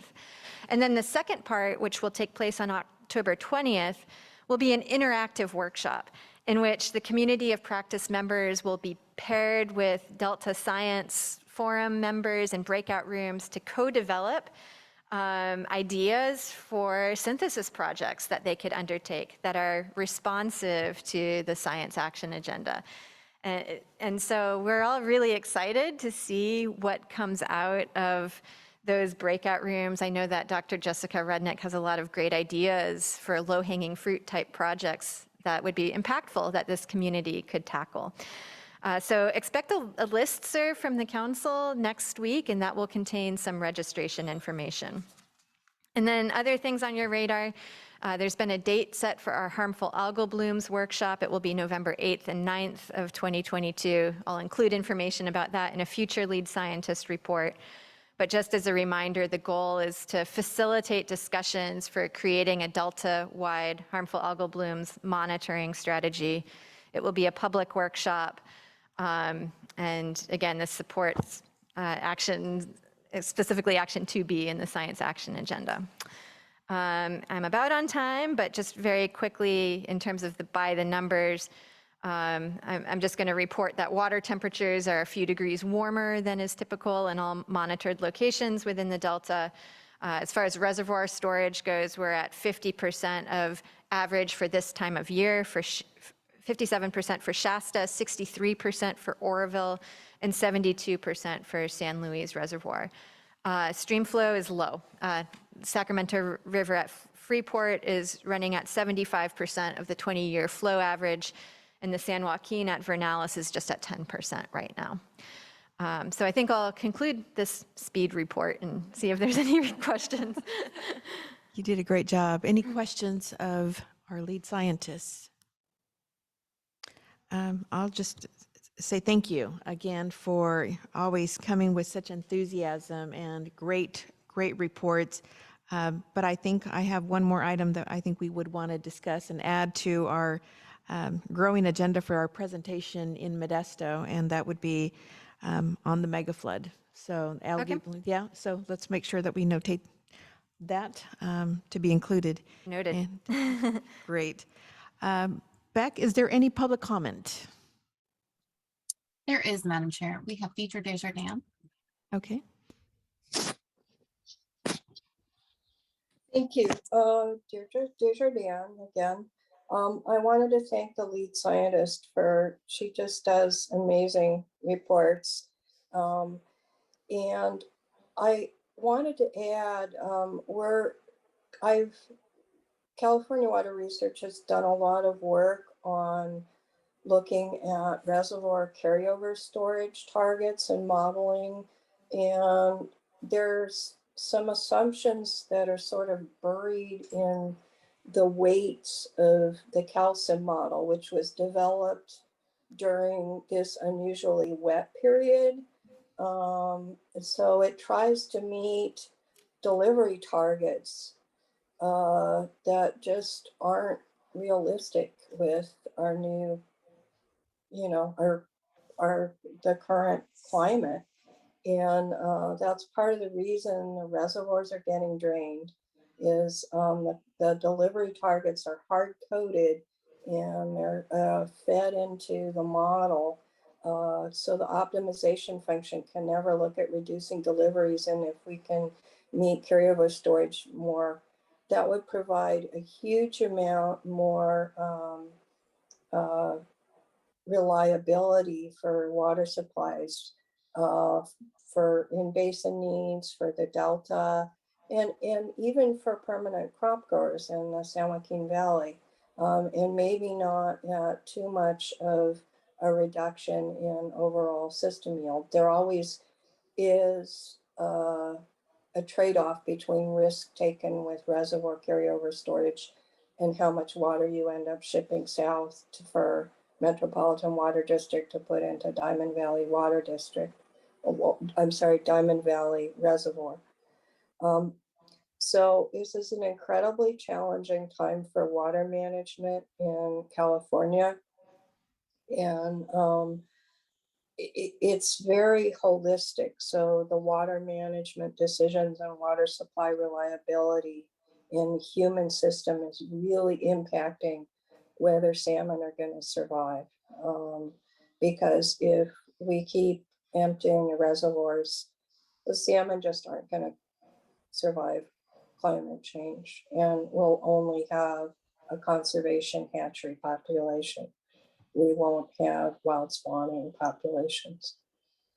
So, and it's also one of the reasons Delta smelt are essentially almost extirpated in the estuary is the reduced outflows during the last drought. And this drought may just likely finish them off. So anyway, I just wanted to provide that information. Thank you. Thank you, Deirdre. Beck, is there any other public comment? No, Madam Chair, there's not. Okay, then we will now actually adjourn for lunch, and we will come back and hear from the San Francisco Estuary Blueprint from Caitlin Sweeney. And for the much anticipated item, the Environmental Justice Interview Response Overview. So we will now conclude, and we will come back at 1 p.m. And for those of you who are taking advantage, for the Stockton Community Kitchen, I'm super excited. So let us break bread together.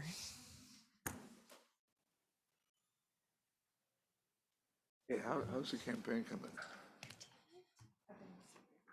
Christy? How's the campaign? Really good. Thank you, Judge. Is it?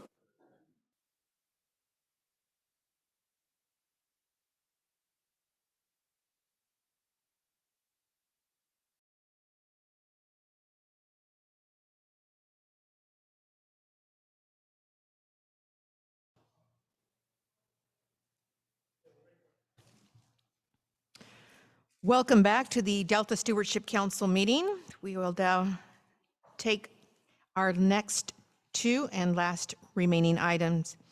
Our next item is the San Francisco Estuary Blueprint, and for that, I'd like to introduce Amanda Bull, who is our Special Assistant for Planning and Science, who will introduce our guests. Great. Thank you, Chairman Dueño, and good afternoon, council members. I'm pleased to welcome to the council San Francisco Estuary Partnerships Executive Director Caitlin Sweeney, who is going to provide an overview of the newly updated 2022-2026 Estuary Blueprint, When Caitlin last joined us September of last year, she ran through the process for updating the blueprint, and now with its completion, we're happy to have her back to share highlights and areas for collaboration between SFEP and the council.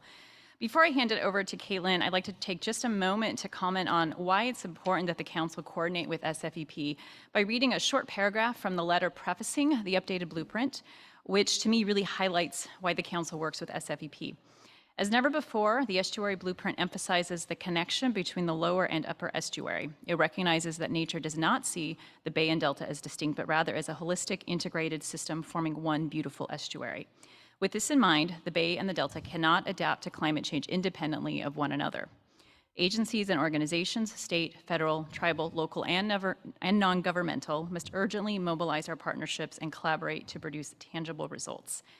Working collaboratively across the estuary has not always been practiced, but is becoming more the norm as our scientists and our planners work with those in the bay to identify common actions in need of implementation. Council staff has crosswalked actions from the blueprint and the recently updated science action agenda to identify where there is value in and a need to coordinate. And examples of these joint objectives include issues related to climate resilience, equity, sediment, carbon management, and invasive species. So with that, I will hand it over to Caitlin, who's joining us virtually. Thank you so much, Amanda. It's a pleasure to be here. And thank you, council members. I do understand that we're running a little short of time, so I actually have a somewhat condensed version of my presentation that I can share on my screen if that works better. Or Sure. You want to take this down? Okay, great, thanks. So again, thank you so much for that great introduction. I'm Caitlin Sweeney, Director of the San Francisco Estuary Partnership, and it's a real pleasure to be here to talk about the 2022 Estuary Blueprint. I last presented to you just about a year ago when we were in the middle of the update process. So I'm really pleased to be back here now at the end of this process. So given that my last briefing to you was a little bit of time ago, I'll start with just a small background on the Estuary Partnership.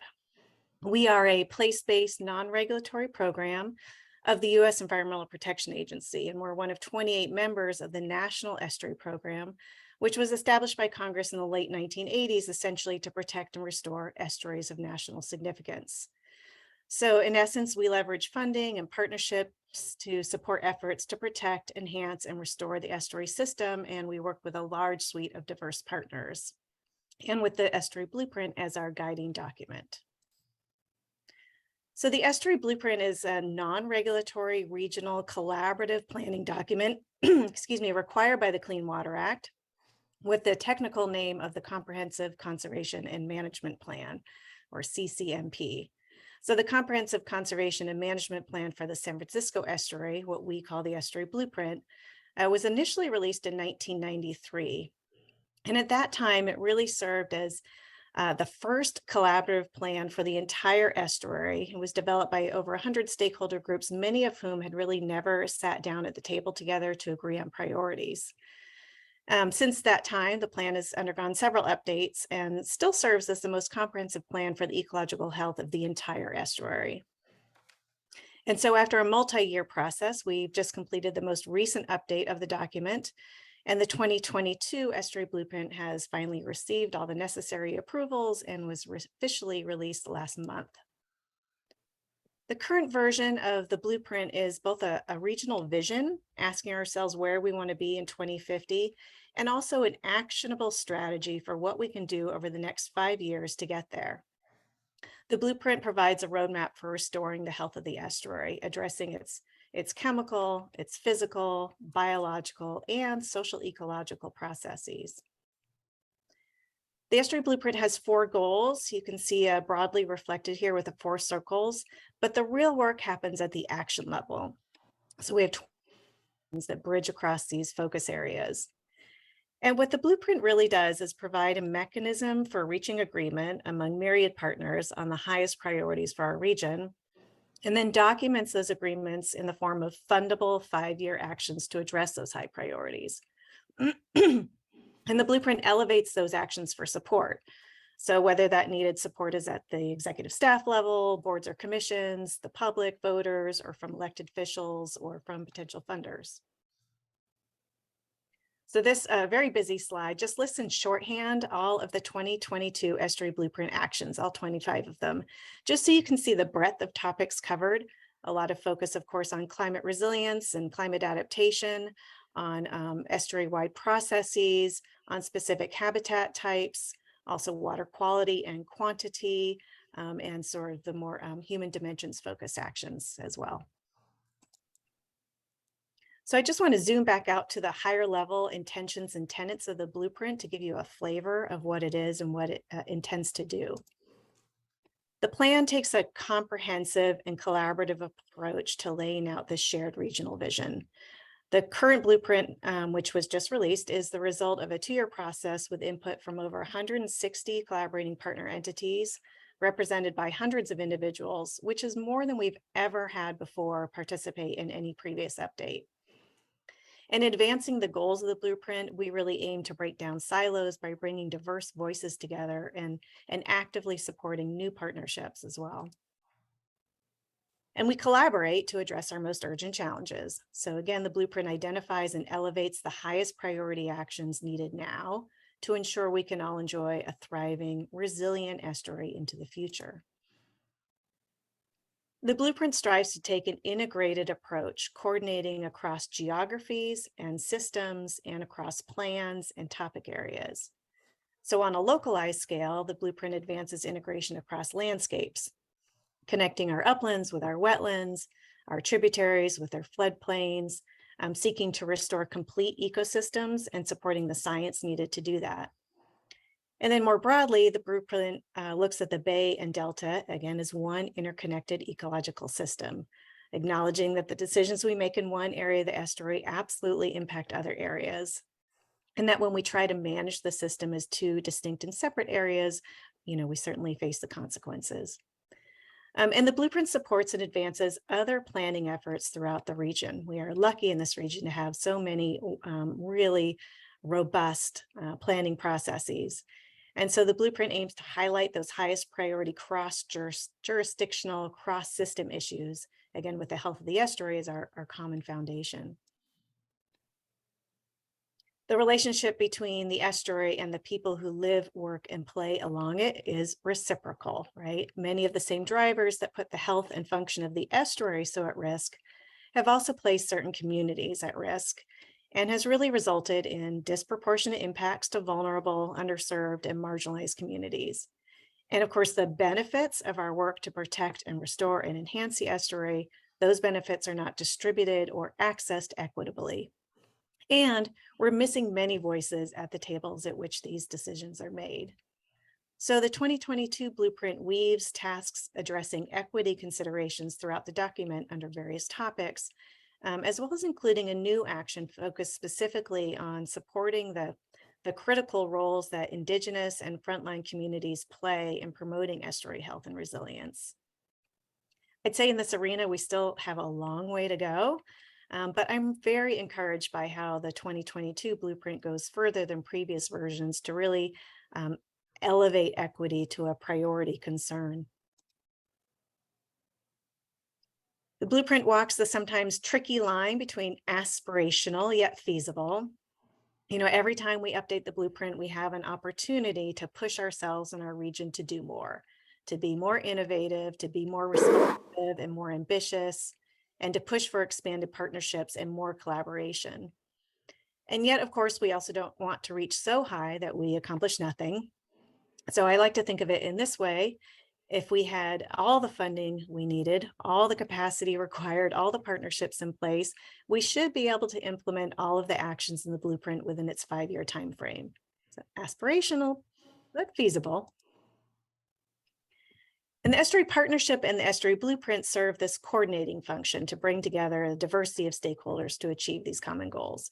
Again, the blueprint is non-regulatory, but it's also actionable and measurable with identified milestones and 100 different organizations listed as lead partners and collaborators, so that we have a real shared ownership of the blueprint and a shared investment in its implementation and shared accountability. And we have an elaborate tracking system to measure progress. We have a feedback system to track changes in environmental health through the State of the Estuary report. And we have a variety of forums to share both quantitative and qualitative results, calling attentions to the challenges that we still face, but also, celebrating our successes along the way. So we've really benefited from working very closely with Delta partners during the development of the 2022 blueprint to advance integration of the Bay and Delta and to support Delta priorities. As Amanda mentioned, we took the time during development to crosswalk the blueprint goals, actions, and tasks with the Delta Plan, the Science Action Agenda, and Delta Adapts to, again, identify those common priorities, and also really to leverage each other's areas of expertise and focus and align our efforts wherever possible. So just to give you a flavor, the Stewardship Council is listed as a lead for 12 tasks and an implementing partner on 20 additional tasks, covering climate resilience and adaptation, equity, carbon management, habitat restoration and monitoring, invasive species, nutrients, and more. And we're continuing to collaborate with Stewardship Council staff as we transition now over to implementation and tracking our progress. And I really want to take this opportunity to specifically thank Amanda Bowl in particular, who's the current vice chair of our implementation committee, and provided additional leadership during this process by serving on our Blueprint Update Steering Committee. And also a huge thank you to Laura Larson for spending a significant amount of time combing through various drafts of the document and really helping to identify those areas of alignment. So now looking forward to next steps, we are thankfully turning to tracking progress in the blueprint actions and as a partnership carrying out the 126 tasks under those 25 actions. We, of course, have a lovely new website to go with a lovely new blueprint, which offers a variety of ways to engage with the blueprint, including downloading the fully formatted document for viewing or printing, and exploring the blueprint through a story maps tour. This is just a screenshot of the story map, which is a scrollable tour of the region leading to the blueprint, and a really great resource for audiences who aren't familiar with the blueprint or even who aren't as familiar with the estuary itself. And I just had to highlight that we have a great clip from a longer interview with Laura Larson as part of the story map, underscoring the importance of viewing the estuary as a connected ecological system. And in addition, the website has a really robust actions and progress section. So each action has its own page, which provides the same overview that you can read in the full document. And then on the page, you can click on each of the task arrows to read about it. So the content of each task includes a description. It lists the lead and collaborating partners. It includes a rough cost estimate for completion. And it has this colorful gauge to track progress or completion level of each task. The gauges are all set at 0 right now, if you go in and look at it.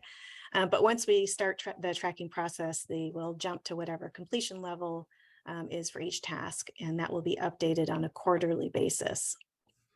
I do want to also take this opportunity to compliment the staff at the San Francisco Estuary Institute, who worked very hard on this website and has really improved this public-facing content for progress tracking. So I'm very excited about having a timely and relevant blueprint that's aligned with other critical planning efforts throughout the region so that we can really move towards a coordinated approach to accessing and spending money strategically, efficiently, and effectively where possible. We've got a great influx of federal and state funding coming to our region for us to do wonderful things with. It's a great time. So I look forward to continuing to work with the Delta Stewardship Council on project and program support, development, funding, and implementation. And thank you so much. Great. Thank you, Caitlin. Questions, comments? Caitlin, that's how good you are. Kudos to you and this great effort being put forward. Very curious to see, though I have to be honest, I haven't gone to your website. I'd love to go to the website. I'd love to see more about how you have really created this very, very timely and interesting, basically navigational tool, if you will. And I particularly want to see Laura Larson's video clip. But thank you, Caitlin. I truly appreciate it. This is a partnership, and as Amanda so eloquently stated, it is one Delta, and yeah, I don't see where the division would be. Don't see that. So again, thank you so very much. Looking forward to future and more updates in the near time frame. So thank you both. Thank you so much. Great, thanks. Beck, is there any public comment on this item? There is, Madam Chair. We have Dietrich Desjardins. Yeah, thank you. I really appreciate the breadth of this, and I think it's incredibly important. I just wanted to note that with respect to the Climate Resilience Equity Consortium, California Water Research was the only organization advocating for the Delta legacy communities in the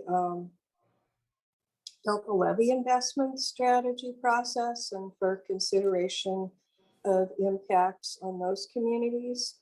And generally, there's a gap with climate vulnerable communities. The definition isn't exactly the same as environmental justice communities.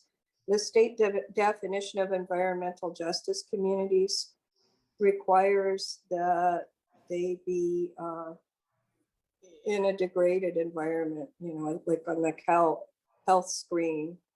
And the North Delta legacy communities don't meet that because they're in a relatively good environment. But they do have substantial Latino populations and Spanish speaking, and they're economically disadvantaged. And I'm wondering if there's a way for those groups to be represented, and particularly for the concept of climate vulnerable communities to be represented, because those communities are absolutely on the front lines of climate adaptation in the primary Delta, impacts of flooding and sea level rise. Thank you. Thank you, Deirdre. Beck, is there other public comment on this item? No, Madam Chair, there is not. Okay. Again, thank you so much, Amanda, Caitlin. We will now move on to our last item, and that is the Environmental Justice Interview Response Overview. And for that, I will introduce our Executive Officer, Jessica Pearson. Thank you. When the council completed its 2019 5-year review of the Delta Plan, it identified environmental justice as a key issue for council focus. As a result, the review recommended that staff prepare an issue paper to inform potential future actions to address environmental justice and better serve disproportionately affected communities in the context of the co-equal goals. Today, council staff will present the preliminary results of this exploration by providing an overview of their research to date. And the council will also hear from members of the Environmental Justice Expert Group that have been instrumental in providing recommendations for the council's overall approach. So I will now pass it to Amanda Bohl to provide an overview and introduce council staff and our EJ Expert Group members. Thank you. Amanda? Just a moment. Thank you, Jessica, and hello again. I'm just going to be with you all afternoon today. So I'm happy to be here today as well to update you all on the status of the EJ issue paper. We provided our last formal update in January 2022 and have a lot of progress to share with you at this point in the process. So our goals, the goals for our presentation today are twofold. One, to provide updates on work done to date and where we are in this process. And then second, to share with you all how we have gone about identifying EJ issues relevant to the Delta. This has involved pulling together multiple data sources, including a review of scholarly publications and publicly available data sources, an analysis of past public comments received by the council, in-depth interviews with EJ organizations, and a deep partnership building with our EJ expert group members who you'll hear from. We will also be introducing our expert group members who are with us here at the table today so that you can hear directly from their experience and expertise working on these issues. Ultimately, we hope today's presentation is informative and educational in providing broad background and rich description of EJ issues that impact communities in and around the Delta. Building a shared understanding of the issues is really a critical precursory step before we can work collectively with all of you, with staff across the agency, with the EJ expert group, and with community members to identify EJ recommendations for the council to consider and actions for the council to take. So also here with me today as co-presenters are the core members of the EJ project team. We have Morgan Chow, Senior Environmental Scientist, Jessica Rudnick, Sea Grant Social Science Extension Specialist, Annie Merritt, Environmental Scientist, Megan Thompson, Environmental Scientist, and Chelsea Batavia, Senior Environmental Scientist, who is joining us remotely today. I also want to acknowledge many others who have contributed to this project. Corey Copeland, Beck Barger, Executive Fellow Chris Klyer, former Sea Grant Fellows Jenica Moffett and Sarah Heroyan, and former council staffer Avery Livingood. And then I also want to acknowledge and thank California Natural Resource Agency's Assistant Secretary for Environmental Justice and Equity, Moises Moreno Rivera, for being here today as well. Moy has been a wonderful resource on this project, and we're glad that he's here to receive an update on this as well. Next slide, please. Okay, so before we dive into the EJ issues, we do just want to spend a few minutes reminding everyone why we're doing this work, the EJ lens that we're using, and where we are in this process. Over the past 2 decades, the state of California has worked to incorporate more environmental justice principles into policy planning and funding priorities. In recent years, many of the council's peer state agencies have adopted or are in the process of developing environmental justice policies, principles, and guidelines. The council's 5-year review, as Jeff mentioned earlier, identified environmental justice as a key emerging issue, noting a specific need for more information and analysis to inform potential future actions of the council. So in response to this finding, the council recommended that an issue paper be prepared to investigate the potential need for additional strategies or responses within the Delta Plan to address disadvantaged communities and environmental justice. Next slide, please. So what is environmental justice? California was one of the first states to codify environmental justice in statute, which happened in 1999. The environmental justice movement arose in response to the disproportionate share of environmental impacts, such as pollution, land or water contamination, or other hazards borne by certain communities, particularly low-income communities of color.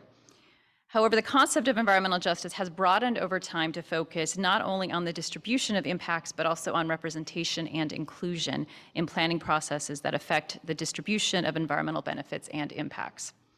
These components are often referred to as recognition or representation, which refers to how impacted communities are represented in decision-making, procedural or process justice, which refers to how planning processes and decision-making are fair, transparent, accessible, and provide opportunities for impacted communities to participate. And distribution or distributive justice, which focuses on how environmental benefits and impacts are distributed equitably or mitigated so that one community bears a disproportionate burden. And going into a bit more detail there because we will be referring to these 3 types throughout our presentation today. Next slide, please. So with all of this in mind, 3 objectives for the issue paper were set at the beginning of this process. First, to build a network of community leaders and organizations to inform, next slide, please. Sorry, thank you. Build a network of community leaders and organizations to inform and support the council's environmental justice work. Second, to identify environmental justice issues in and around the Sacramento-San Joaquin Delta. And third, to identify options to address those issues. And the bulk of today's presentation is focused on objective number 2, identifying EJ issues, which we've done by pulling together a number of data sources, which we'll get to in just a few slides. Okay, just a little bit more background before we get to the EJ issues. So here is a graphic representation of the process that we developed for the EJ issue paper and the progress we have made to date. And next slide, please. Thanks. We started background research in early 2021, which consisted of reviewing the Delta Plan 5-year review, the Social Science Task Force report, the Council's Public Participation Plan, and Delta Adapts. We reviewed and talked with 14 peer agencies who have gone through their own process to develop EJ policies or plans. And we reviewed approximately 40 articles and are building an annotated bibliography of existing literature and research to inform this process. We also analyzed past public comments received by the council to understand what EJ issues have already been brought to the council's attention, and held a public webinar series with EJ scholars, and we'll share more about this about these two efforts in a bit. We also formed an EJ expert group contracting with 4 organizations to guide the issue paper development. The expert group has had monthly meetings focused on council work areas and EJ topics since the fall of last year. And finally, we interviewed EJ organizations and advocates to hear about EJ experiences firsthand, which you'll hear much more about shortly, I promise. We are now in the process of, so looking forward, we are now in the process of planning public engagement events for this fall. We'll be participating in the Science for Communities event hosted by the council, as well as 2 community workshops led by expert group partners. During all 3 of these events, we'll be engaging with community members to gather input on these issues and discuss ideas of how we can all be working together more on these issues. And then during the last 2 stages of this process, we'll be pulling together all of these sources to develop recommendations and implementation options, which will be included in a draft issue paper, which we plan to submit to the council for consideration in early 2023. So before I hand it over to Morgan, who will be introducing our EJ expert group members, I want to reiterate that today's presentation is about understanding the EJ issues based on what we've learned through our process so far. We have not yet developed recommendations, and so we'll not really be diving into that right now, but look forward to having that dialogue with you all in the future. So Morgan, and next slide, please. Good afternoon, Chair and council members. As Amanda said, I have the pleasure of introducing our EJ expert group. First, we have Barbara Barragan-Perea. She's here with us today on the end of the table. She's the executive director of Restore the Delta, which is a nonprofit based here in Stockton that works to empower community members to have a direct impact on water management decisions in the Delta through public education and outreach. Next, we have Bob Erlenbush, sitting next to Barbara. He's the executive director of the Sacramento Regional Coalition to End Homelessness, which is a nonprofit based in Sacramento that works to end homelessness in the region through policy analysis, community education, civic engagement, and advocacy. He's worked on advocate on homeless and housing issues at the local, state, and nationwide level for 38 years. And he's also an adjunct professor in the Division of Social Work at Cal State University in Sacramento. And then we have Matt Holmes. He's joining us remotely. He is the Environmental Justice Director of Little Manila Rising. There he is on the screen. Hi, Matt. Which is also based in Stockton, but he's in a training, so he wasn't able to come today. And they're a health equity nonprofit that works with partners to address the most urgent public health risks in South Stockton, while also working to preserve the legacy of marginalized communities in the city. And then lastly, we have Sherry Norris, who unfortunately wasn't able to join today's meeting. She's the executive director of the California Indian Environmental Alliance. And they are a California Indian environmental health organization that provides California's tribes, tribal members, and healthcare providers with resources regarding mercury and tribal health, tribal self-advocacy, and leadership. And Sherry's been working in this space for about 12 years as an advocate at the local level. Next slide. So the rest of today's presentation is dedicated to presenting on the breadth of EJ issues that we've heard about through our multi-approach research, and then zooming in to highlight a couple of the issues more in depth to really exemplify the richness and complexity and interconnectivity of the issues. And really the take-home message so far is that EJ issues in the Delta are wide-reaching. They really touch on all the principles of EJ, from representational to procedural to distributive. They're highly interconnected across sectors. And as we walk through the issues, we'll highlight a few examples with expert group members to really emphasize this. Next slide. So to kick off the work, And to initiate our understanding of EJ issues in the Delta, we started with a review of public comments that the council's received over the last 10 years to identify how these issues have brought to the council's attention across a number of projects. The work was conducted by past council staff Avery Livengood and our two 2021 Sea Grant Fellows, Sarah Hayroyan and Jenica Moffett. And so you'll see here, well, out of the 368 comments that we reviewed, 53 raised issues related to EJ, which gave us an initial list that were then sorted and grouped, as you can see here, according to representational, procedural, or distributive. And it's not a comprehensive list, but it does illuminate like the diversity of EJ issues touching the Delta that have been brought to the council's attention.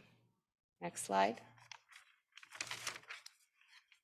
Next, to deepen our learning about these issues, we held a focused seminar series in the fall of 2021 with EJ scholars that presented on the state of the research across a few EJ areas emerging and central to the Delta, which are shown here: water, indigenous and climate justice, representational justice, flooding, and climate risks as related to historic redlining.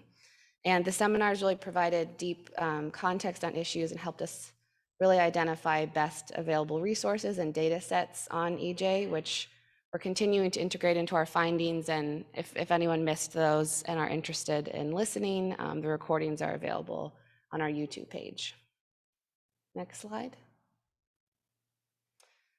Okay, to the interviews. In early 2022, we began collecting the interview data with EJ organizations in and around the Delta. And part of our intention in pursuing this approach was really to recognize that community expertise just has a long history of being devalued and delegitimized in decision-making. And then a fundamental principle of EJ is to recognize and legitimize the voices of communities that have been disenfranchised, marginalized, and disproportionately harmed by environmental burdens. And so these interviews really prioritize the voices of these communities and advocates, enabled us to hear EJ issues that maybe weren't already on our radar, and learn more in depth about what communities are most impacted, how organizations are engaging on these issues, and ideas and opportunities to start to increase addressing EJ in the Delta. I'm going to pass it over to Dr. Rudnick to continue. Great, thanks, Morgan. Hi, council members. So I will share some high-level details about our interview approach, and then we'll start to move into results. Next slide, please.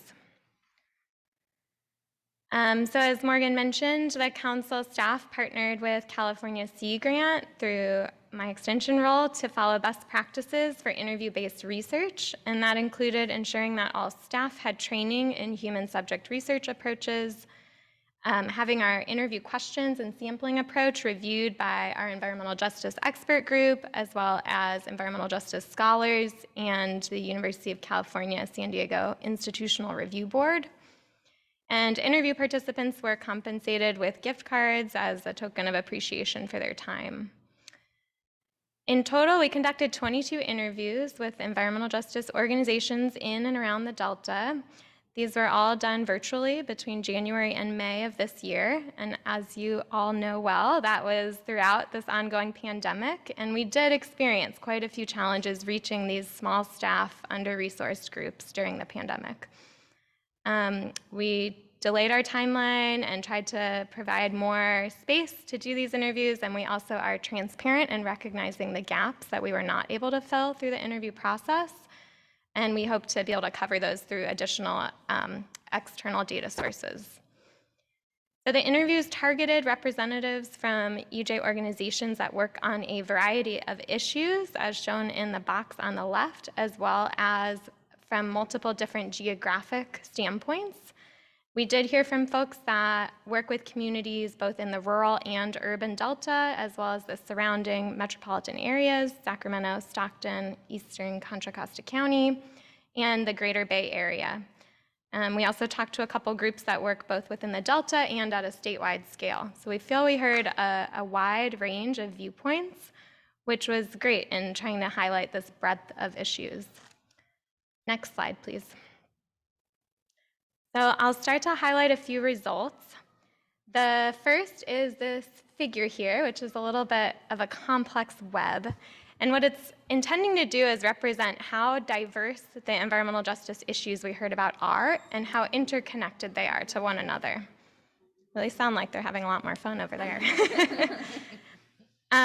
So around the outside of the figure here are these gray circles that are sort of the specific types of issues that we heard about. And there's subsistence fishing up there, there's human right to water, there's flood insurance access. And each of those we, through our analysis process, have grouped into broader issue areas that sort of tackle the theme that multiple of these specific issues relate to. And those are the larger circles in color towards the center of the figure. And so I'll read these because these are our top 8 issue areas that were identified through the interviews. Going from the top clockwise, we saw issues related to recreation and outdoor access, water, I can't actually read which order they go in, tribal and indigenous justice, food security, housing and homelessness, pollution and public health, climate change, flooding, and water. And then you see all the crazy connections and circling lines around the figure. And these are the types of connections that interviewees told us relate these issues to one another. So we could spend all day or probably all week sharing with you more in depth about each of these issues. But for the purposes of today and our time constraints, we'll just be highlighting a few of these in depth that correspond with the areas that our expert group members focus their time and work on. So one example of the interconnectivity between issues that I'll just highlight, if we can advance one more, I'll circle a few of these nodes here. So in the upper left of the figure, there's human right to water. And interviewees told us that this is intimately linked to water quality, water access, climate change issues, including drought, as well as housing, homelessness, and affordability of basic services. So we just want to emphasize throughout the presentation how intricately connected these issues are. And then I'll also note that throughout the rest of the presentation, we have sprinkled in quotes from our interviewees that try to bring this to life. So in the blue boxes, you'll see these quotes throughout. And I'll read this one here that really illustrates how the folks that we talk to see these issues as connected. This interviewee said, "Everything is connected. When you change one thing, it will change another. We must use that intersection to build broader community with the groups that are not explicitly focused on the issue at hand." So we'll move forward and highlight a few representational and procedural justice findings that cross-cut across these different specific issue areas. And then I'll pass it around to the rest of the team and our expert group members to highlight a few of these more distributive justice issues in depth. Next slide, please. So our first result speaks to representational justice, which, as a reminder, is the environmental justice principle that calls for recognizing which communities are impacted by environmental harms and ensuring that their perspectives are represented in decision-making processes. Our interviewees provided their expertise on which communities are most vulnerable to the issues that they work on. And based on their responses, we should be thinking about environmental justice communities in the Delta to include minority communities and people of color, low-income communities, tribes and indigenous peoples, immigrants and undocumented immigrants, renters, unhoused communities, food insecure communities, youth, elders or seniors, people with disabilities, the LGBTQ community, as well as residents in Delta legacy towns. And then we've brought in 2 external data sources here, which are the maps shown on the slide. And these references help us identify where these communities are most likely geographically located in the Delta. So the map on the left shows the California EPA's designated disadvantaged communities and tribal areas in the census tracts highlighted in red. And The Cal EPA's definition of disadvantaged communities essentially refers to census tracts that have both high exposure to environmental pollution and high social vulnerability. And then the map on the right is from the council's previous work on Delta Adapts to identify areas most vulnerable to climate change, where the areas in yellow have the highest social vulnerability to climate change.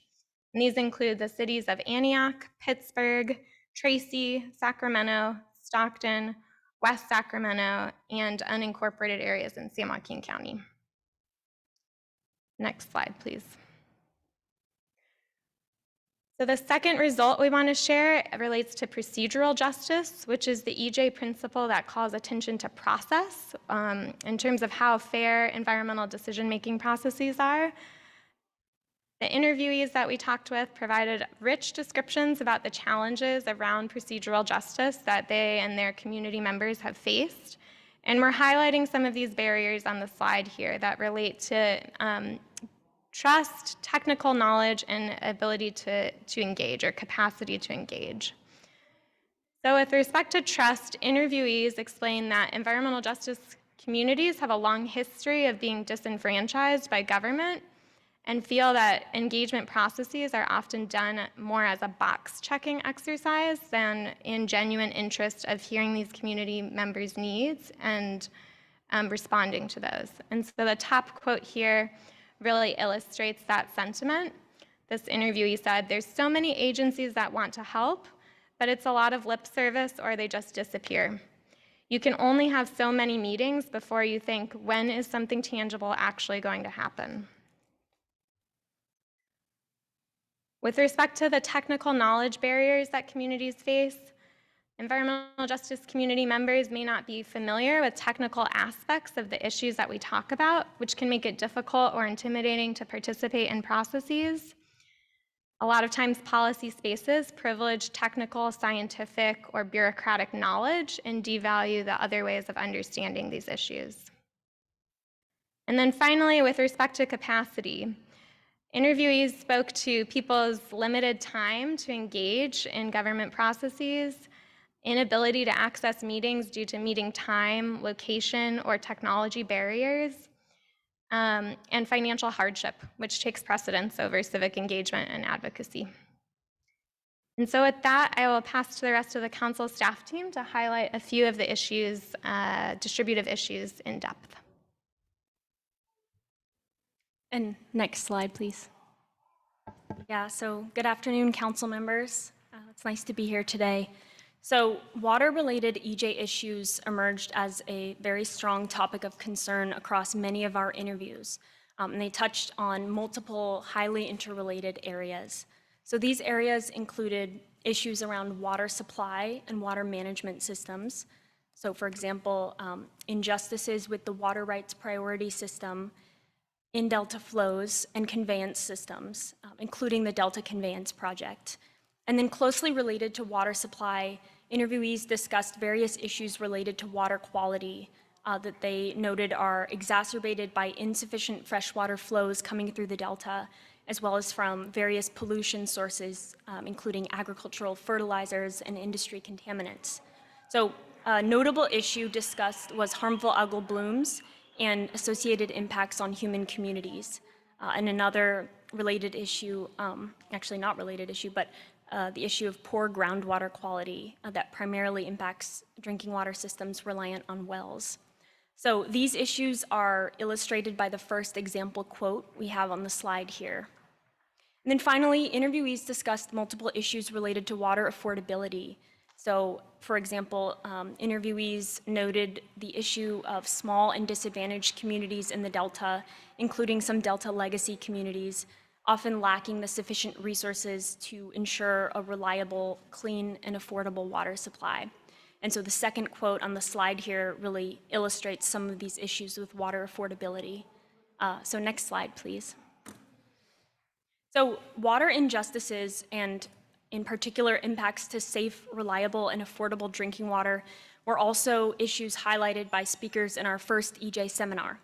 So if we look at data from the State Water Board's Safe and Affordable Funding for Equity and Resilience Program, or SAFER, It provides us a snapshot of drinking water insecurities across the Delta. So looking at this data, across 5 Delta counties, there are 19 community water systems that are failing human right to water standards, and these serve 89,000 people. So these systems are shown in red on the map here. And then 39 systems are at risk of failing these standards. And these are shown in yellow. And finally, 41 systems are potentially at risk of failing these standards, shown in blue on the map here. And so in these Delta counties, most of the systems that are rated as failing or at risk of failing these standards were rated this way because they have water quality risks that exceed safe drinking water standards.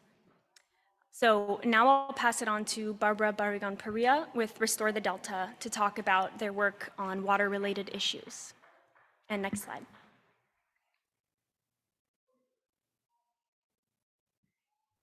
Okay, thank you. Before I talk about water impact issues for the Delta, I just want to extend a very sincere thank you to the council, to Director Pearson, to the wonderful staff members that we have worked with over the last 2 years. We are very heartened because we feel that our 10 years of comment letters were heard. And the work, the survey work that's being done, the interviews, and the understanding of intersectionality between issues as it relates to Delta environmental justice communities, both rural and urban, it's essential work. And so we are grateful. We think you are a model for other state, federal, and local government entities and how this work should be done.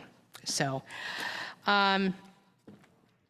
Restore the Delta has real concerns with climate change and with the existing status of water quality within the Delta on what the impacts will be on environmental justice communities.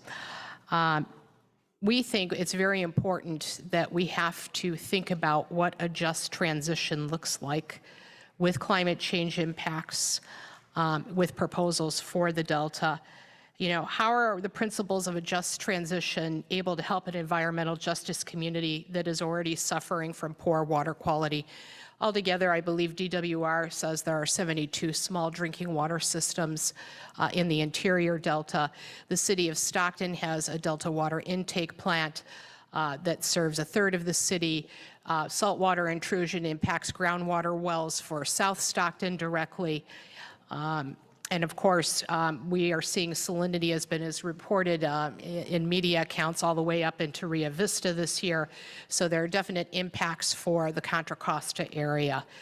How are we going to manage those changes? How are we going to manage a just transition for an economy, an agriculture economy that is still the primary economy for counties like San Joaquin County, the largest county within the 5 Delta counties? So those are important issues for us. In addition to serving on the committee, Restore the Delta has been doing a tremendous amount of work with the state and regional water control boards and with the DSC, some work with DWR on the proliferating harmful algal bloom problem.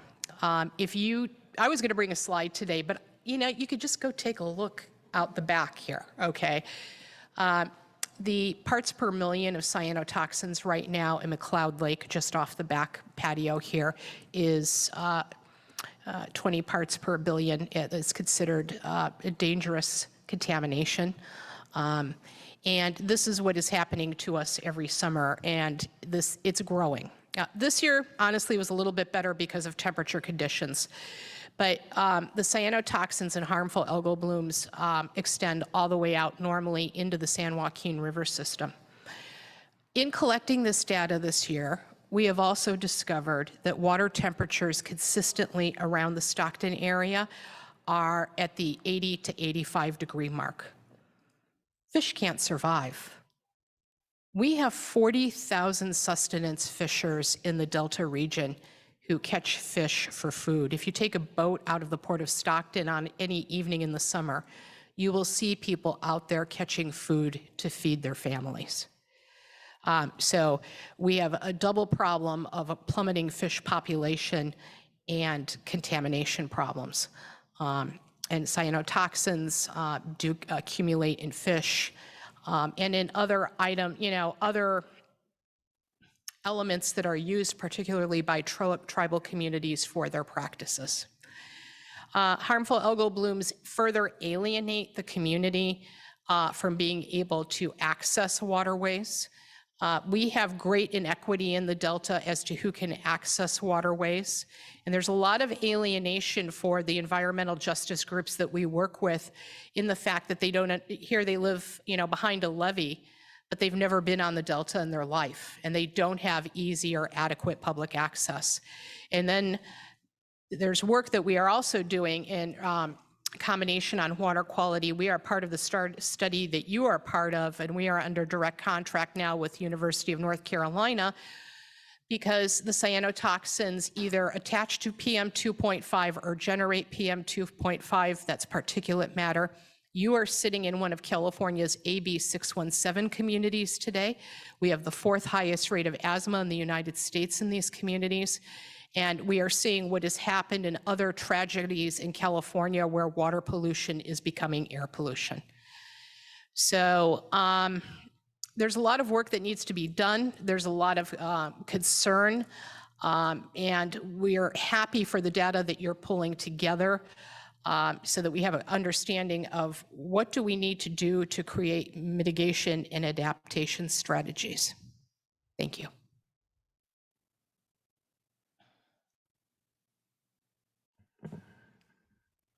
Thanks, Barbara. Next slide. We're going to move to the next issue. Our research has also brought to attention a distributive justice issue related to pollution exposure, which contribute to public health inequities across the Delta. One more slide. So interviewees attributed the disproportionate impacts of air, land, and water pollution and the resulting long-term respiratory impacts and impacts associated with long-term exposure to pollutants and sources of contamination to land use decisions and redlining practices that place these communities in closer proximity to industrial land uses, freeways, toxic waste, illegal dumping, and other sources of contamination. And just for those that aren't familiar, redlining was a practice led by the Federal Housing Authority in the 30s that assessed metropolitan areas across the country according to their desirability, red being the lowest, green being the highest, hence the name, which guided both financial interest and mortgage approvals. And the desirability ranking was based on both race and environmental factors. Areas with communities of color were classified as red, and this has left lasting patterns of segregation, housing discrimination, and disproportionate exposure to environmental harms. And the impacts mentioned, they're compounded by a lack of access to public health services, public transportation, healthy food, and things that just generally contribute to well-being. Furthermore, interviewees shared that oftentimes only jobs available to these vulnerable communities do have higher rates of exposure to pollution sources. And just to illustrate the point that we've been trying to drive home, that really everything in EJ is intersectional, affordable housing, vulnerable communities, public health, air pollution, and inequity. And so this issue touches on a lot of different issues. Interviewees specifically spoke about these patterns affecting both South Sacramento and South Stockton, which we see evidence for when looking out to other available EJ data. Next slide. So to illustrate that point, this shows Cal EPA's work. Their project is called Pollution and Prejudice. Some of you might be familiar, which evaluates where historic redlining practices occurred alongside the current day environmental impacts in historically redlined neighborhoods. So in the Bay Delta region, this project has mapped redlining practices in both Sacramento and Stockton, which are the maps on the left of the screen.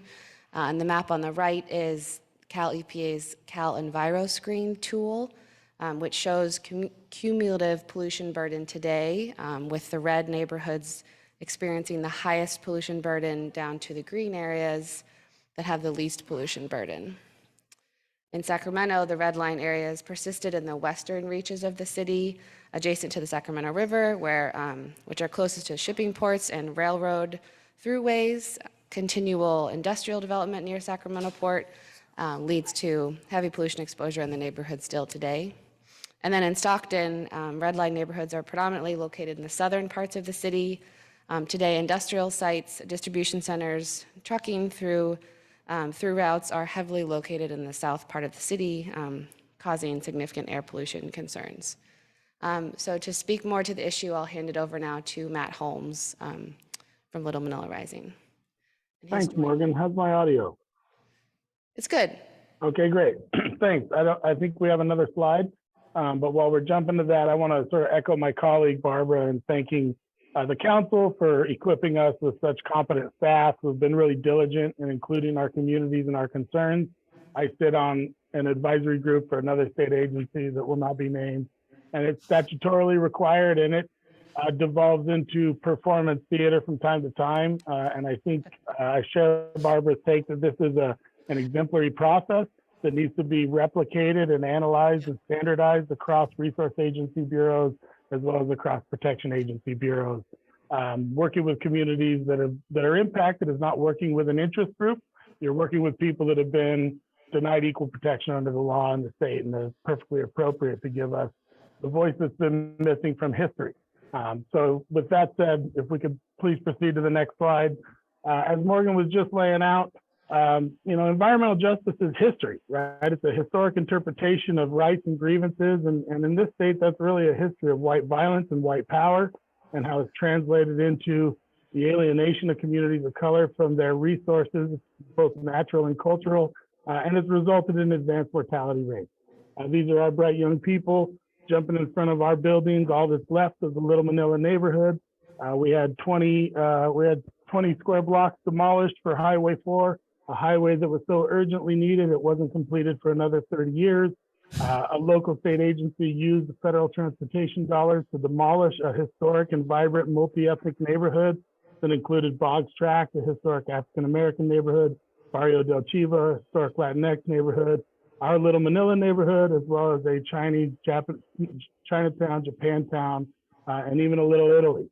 And they were removed because they weren't welcome, and the justification for it was always a farce, and it remains a categorical fact of history that that power is really, that power is tied to this history of whiteness in our region, and that history is translating into modern day experiences. And with global climate instability and the threats from climate change in our community, that history is going to determine who survives and who doesn't.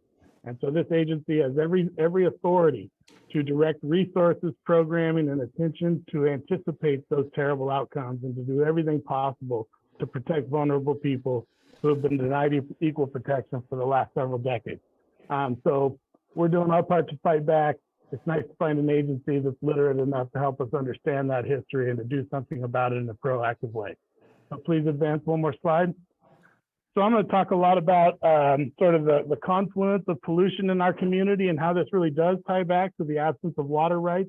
Not only did redlining deny home ownership and wealth accumulation that most white Americans enjoy, you could also throw in the Homestead Act, a whites-only land transfer, where 10% of the state of California was given to whites only. That came with senior water rights that they continue to use to their own benefit while denying a great American city any water rights. That departure of water rights from the city of Stockton has turned us into a disposable city for the state of California. We're a place where unwanted sources are located. And what you see before you is just a sketch of the mobile sources of pollution in our community. You got a giant trucking logistics center in Stockton. We have several of them. We have, the confluence of all our major freeways, growing airport, our valuable port of Stockton that is starting to learn that it belongs to the city of Stockton, and it is a public utility that belongs to all Californians, and as well, and then there's the 19th century occupants of most of California, our rail system. So please advance. You can see the clustering of stationary permitted sources are located. This is our AB 617 map, and you can just see that we're a pincushion for the co-location of offensive emission sources that better parts of town wouldn't allow. And so they've been mothballed in this powerless region. And again, it's a region defined by its non-white nature. Please advance. You can see the absence of research into that pollution. That new location for that air monitor actually used to be about 12 blocks south, more than that actually. Used to be on a dusty freeway on a dusty side of town with no trees. For some reason, the state of California chose to relocate a 50-year-long monitoring site into the middle of a forested covered campus that experiences a fraction of the air pollution. That might actually help them pretend that our region has come into attainment with the Clean Air Act. But those of us that live here in Stockton and are monitoring Stockton will be able to paint a fuller picture of air pollution in our community, air pollution that's tied directly to our powerlessness to do anything about the creation of new emission sources. Please advance. So we're currently working on a participatory research project with the University of California at Merced, UC Berkeley, and the Central California Asthma Collaborative. That's why I couldn't be there today. I'm up here in Merced developing indoor air pollution monitoring strategies to complement what you see in front of you, which is a gridding of the entire community of Stockton with a high density remote sensor network that will characterize air pollution and correlate discrete air pollution events with hospitalizations and ambulatory calls. We still live in a cartoonish reality of regulation and enforcement where air pollution from a factory blowout or consistent emissions from a biomass source is still allowed to be dismissed with the question, how do you know it's our air pollution? Well, we're going to pin it down and we're going to source to attribute all air pollution, and we'll be able to at least correlate that with hospitalizations and ambulatory calls. It's no mystery what's causing advanced mortality rates in South Stockton, but we still have to run this data fool's errand to prove that we're worth saving. Please advance the slide. So you can see right now, this is the kind of data that we're given from traditional regulatory authorities. They'll give you a giant swath of air quality. They'll tell you that it's green. I want everybody here to hear this. There is no healthy level of pollution. So when somebody tells you you're at 49 parts per meter squared and that it's a good day and that it's green, they're polluting you. They're misleading you and they're giving you non-protective information. And that's a regime that needs to change. The U.S. Air Quality Index was designed with industrial partners in mind and to not encumber their operations. So unfortunately, communities like us have to flip the script, collect our own data, design our own scales for protective information, and shoot straight with our own communities. Because after all, we're dying 10, sometimes 13 years earlier than the rest of California because of our overburdening from air pollution. Please advance the slide. Unfortunately, this isn't rendering, but this is the kind of data that communities working with private partners are able to provide. What you should have been seeing here is a slow motion graphic providing 20 meters of resolution in air pollution so that I can tell you which side of the street is safer than another side of the street. I can plan investment to address overburdened pollution areas, and I can prioritize certain rights of ways when there's never enough resources to do everything right.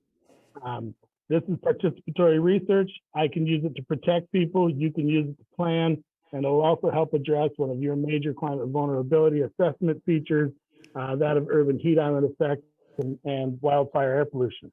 Please advance the slide.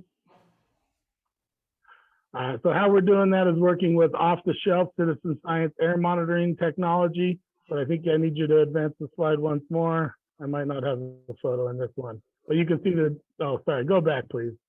You can see the disparity between first world communities and second world communities who have disposable income and the time to read an extra article on the internet. When we've got 3 jobs, we don't have time to learn about purple air sensors or clarity nodes. We're lucky if we can put dinner on the table. So leaving air pollution information up to market forces is not acceptable in communities like Stockton, and it's up to state agencies to provide equal protection under the law, whether or not we have healthy incomes, whether or not we have healthy electoral dynamics. Please advance the slide. So that's why we've had to create what really governments have already been empowered to do and what governments have already been provided the resources to do, which is provide relevant air quality monitoring information and real-time notification systems for local residents. I think that might be my last slide. Oh yeah, oh, these are some of our partners. You recognize some of those folks up there. There are some state agencies that appreciate concrete data, and they're helping us to elevate the intersection of race and the environment. You can advance the next slide. Apologies, I should have pulled that out. And with that, I think it really sums up how this history of being alienated from not only power, but also water resources has set up a community like Stockton to be disproportionately impacted by global climate instability. Your vulnerability assessment has been extremely useful to me in describing how San Joaquin County is going to bear most of the economic burden. And I hope it remains useful to me in working with the Stewardship Council and the other responsible parties in California to direct an equivalent, a proportionate amount of resources to anticipate these climate risks, and to make sure that we're investing equitably to address not only the nuts and bolts, the science and the ecology on the table, but recognizing the 150 years of white violence that has skewed this state towards such disproportionate wealth assets and such disproportionate health outcomes. So with that, I thank you. Sorry for all the bad news. I know it's something most folks in there here already know, but sometimes it needs to be said out loud. Thank you, Matt. Good afternoon, council members. So today I'm gonna, next slide. Today I'm gonna talk about housing injustices and unhoused communities. Housing injustices and unhoused communities were another critical EJ issue spoken about in length across half of our interviewees. Some of the impacts that interviewees said that communities face include rising costs of housing and basic necessities. This includes things like water, energy, and food, which have exacerbated a housing shortage and are also increasing unhoused populations in the Delta, violating basic human rights and the right to, for example, the right to safety and sanitation. And creating a health hazard for those sleeping on the streets as well as surrounding neighborhoods. Rising cost of living also has impacted people depending on a set income. So, and this includes people like the elderly, people with disabilities, and also children. Another impact is lack of sanitation. There is a huge deficit of sanitation resources available for unhoused. The unhoused communities often use the same water for personal sanitation that is used for bathing and drinking, which can lead to health hazards and impacting local water quality. Unhoused encampments are also often blamed for starting fires, like on the American River Parkway, with news and reporting focusing on the public safety or air quality impacts of these fires, rather than acknowledging that these fires are needed for basic needs such as heating food and personal heating. Unhoused encampments are also often blamed, lastly, many of the encampments near levees, which also pose a public health safety risk if there happens to be a flood, is another issue. And this is just in case people need to be relocated or have access to the levee if it's obscured. Next slide. So to put some numbers on the rapidly growing housing and unhoused crisis, we've pulled together some very recent data, which came from the Homeless in Sacramento County 2022 report, which was conducted by the Center for the Health Practice Policy and Research at California State University, Sacramento. We wanted to show an illustrative example of this challenge in the Delta's urban areas. So this graph here shows an immense increase in the number of unhoused individuals in Sacramento County between 2015 and 2022.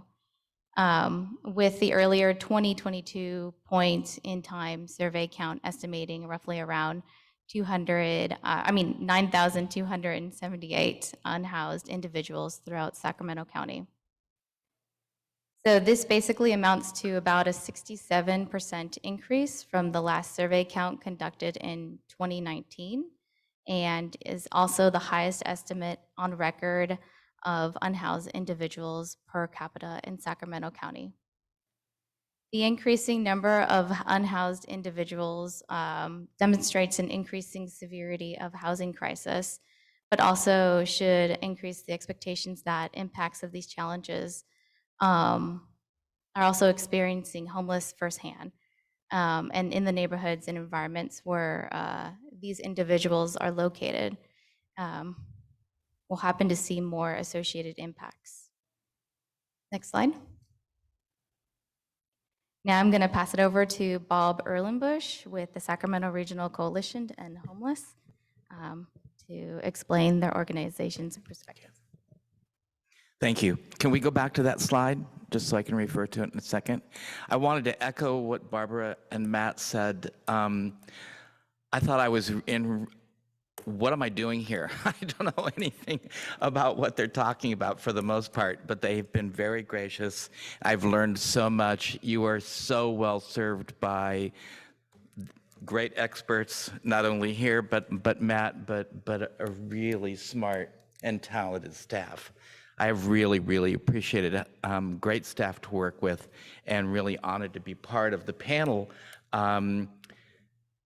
So where are we?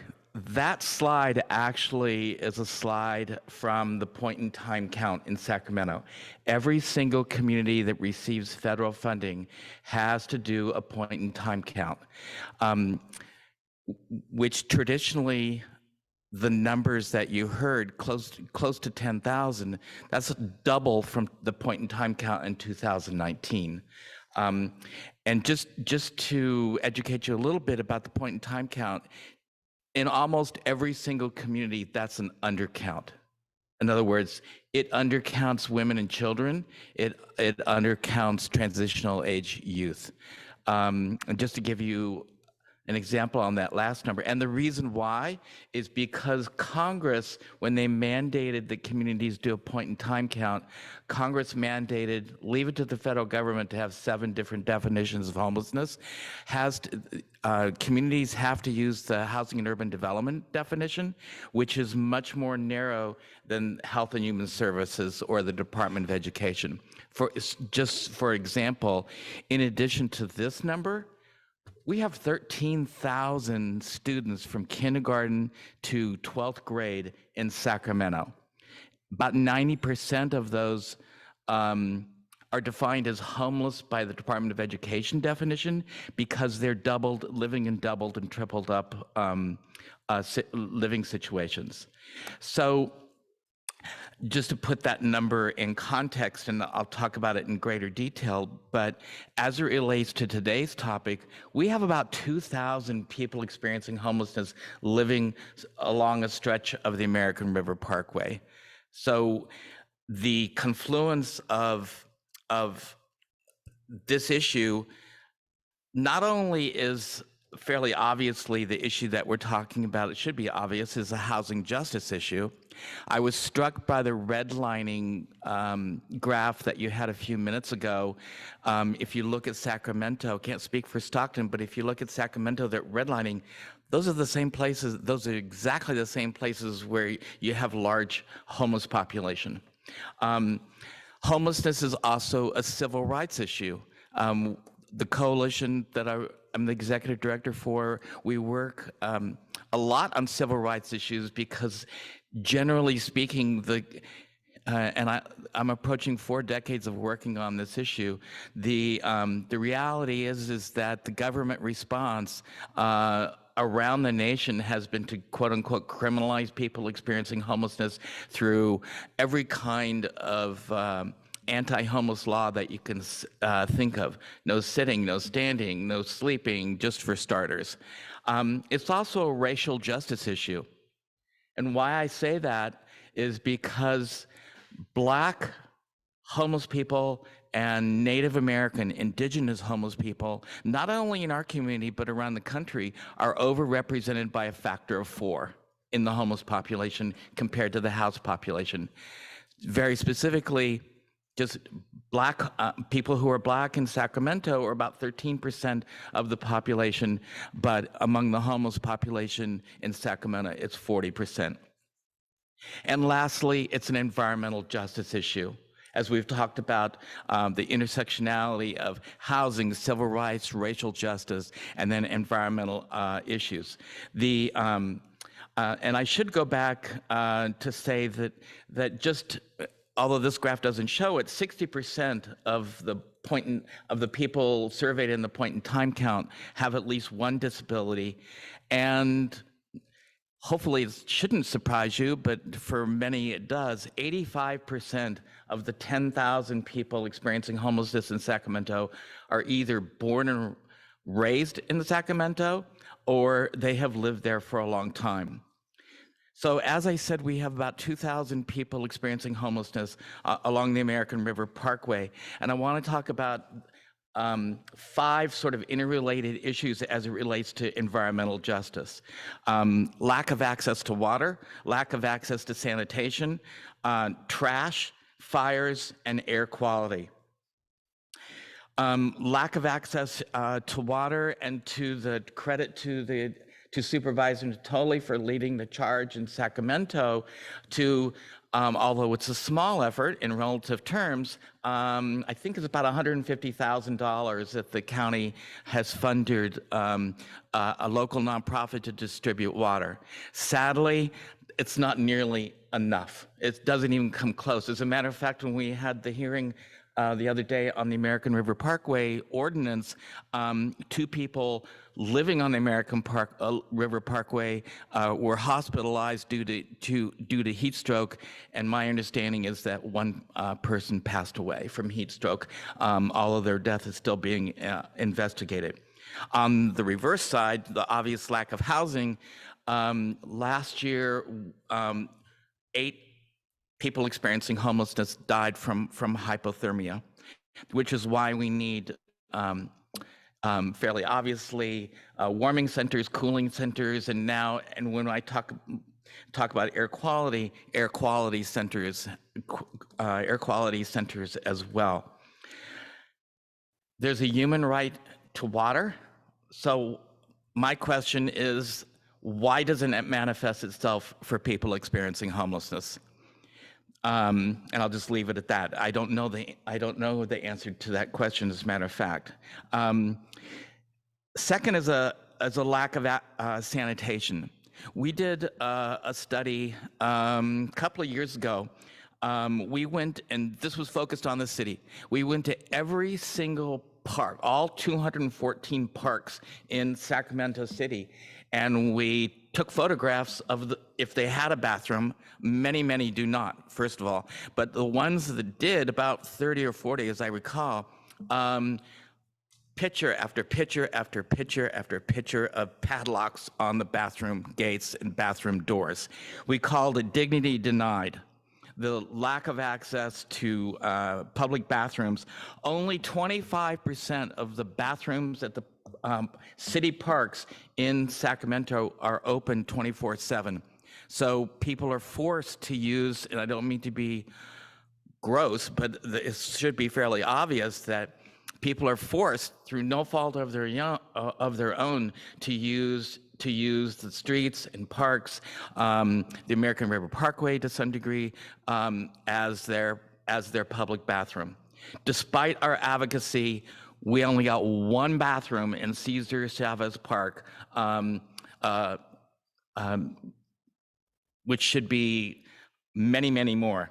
Ironically, it took the COVID pandemic to convince not only our county, but many other counties up and down the state and around the country to start providing bathrooms, which the county did. It was limited, but still it was better than what came before the pandemic. I think it was about 50 or 60 porta potties that were up and down the American River Parkway, hand washing stations, et cetera. So And the good news is that, you know, it's sort of an urban myth that the E. coli in the American River Parkway was caused by people experiencing homelessness disproportionately. The study that just came out about a month or two ago, that's just not true.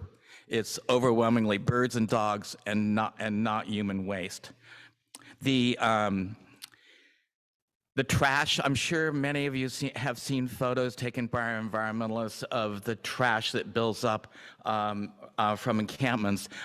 Some of that happens, quite frankly, because there's no trash receptacles, or very, very few.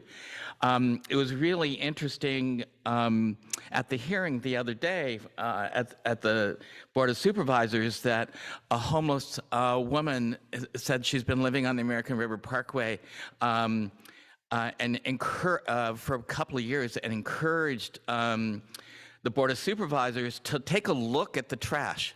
Look at the trash. You've got electrical equipment, you've got blenders, you've got car motors and tires. That doesn't come from homeless people. Now, some of the other trash might, but a lot of it is illegal dumping by the housed community, but homeless people get blamed for the environmental devastation to the fish and to the water, et cetera. Not all of that comes from, a lot of it doesn't come from homeless people. Some of it does, quite frankly. I would encourage us to follow the model of Oakland. Oakland has a very specific trash collectors that focus on homeless encampments. That's all they do. They go around on regularly scheduled, just like you're in mine house, that you have different trash receptacles at homeless encampments. You've got trash bags, and they make the rounds just like they do to our homes and apartments. That should be a model that Sacramento and Stockton and communities up and down the state should replicate. In terms of fires, we have well, let's see, how long I've been, so about at least 10 years in Sacramento, tried to get the city and the county to do fire safety for people experiencing homelessness. As a matter of fact, one of the campers who was interviewed in a video that was shown to the Board of Supervisors the other day said that they meet monthly with the fire chief to get fire safety tips, et cetera, but that's few and far between. And then what the homeless people do is the campers then educate newly homeless people about the do's and don'ts of fire safety. We should be doing that up and down the American River Parkway, but that only happens in a very limited way. We've been calling for fire extinguishers and other kinds of fire safety, but that hasn't happened. Although there are a couple of encampments that go out and buy their own fire extinguishers with money that they quote unquote panhandle, and have been trained and buy shovels to try to protect the ecosystem of the American River Parkway. And then finally, air quality. Asthma is the leading health issue for people experiencing homelessness. So not only do we need warming centers and cooling centers, we need air quality centers when there are fires up and down the sort of quote unquote the new normal that you're shaking your head yes to. The air quality is really poor. Imagine 10,000 people outside, 30% of who have asthma, who have nowhere to go. And I've thrown a lot of numbers at you and statistics, but I just leave you with this final note that we're always talking about somebody's mom, somebody's brother, somebody's sister, somebody's children, and that it's not only a housing justice issue, homelessness is a civil rights issue, homelessness is a racial justice issue, an environmental justice issue, as we've already spoken, but lastly, a humanitarian issue. Thank you.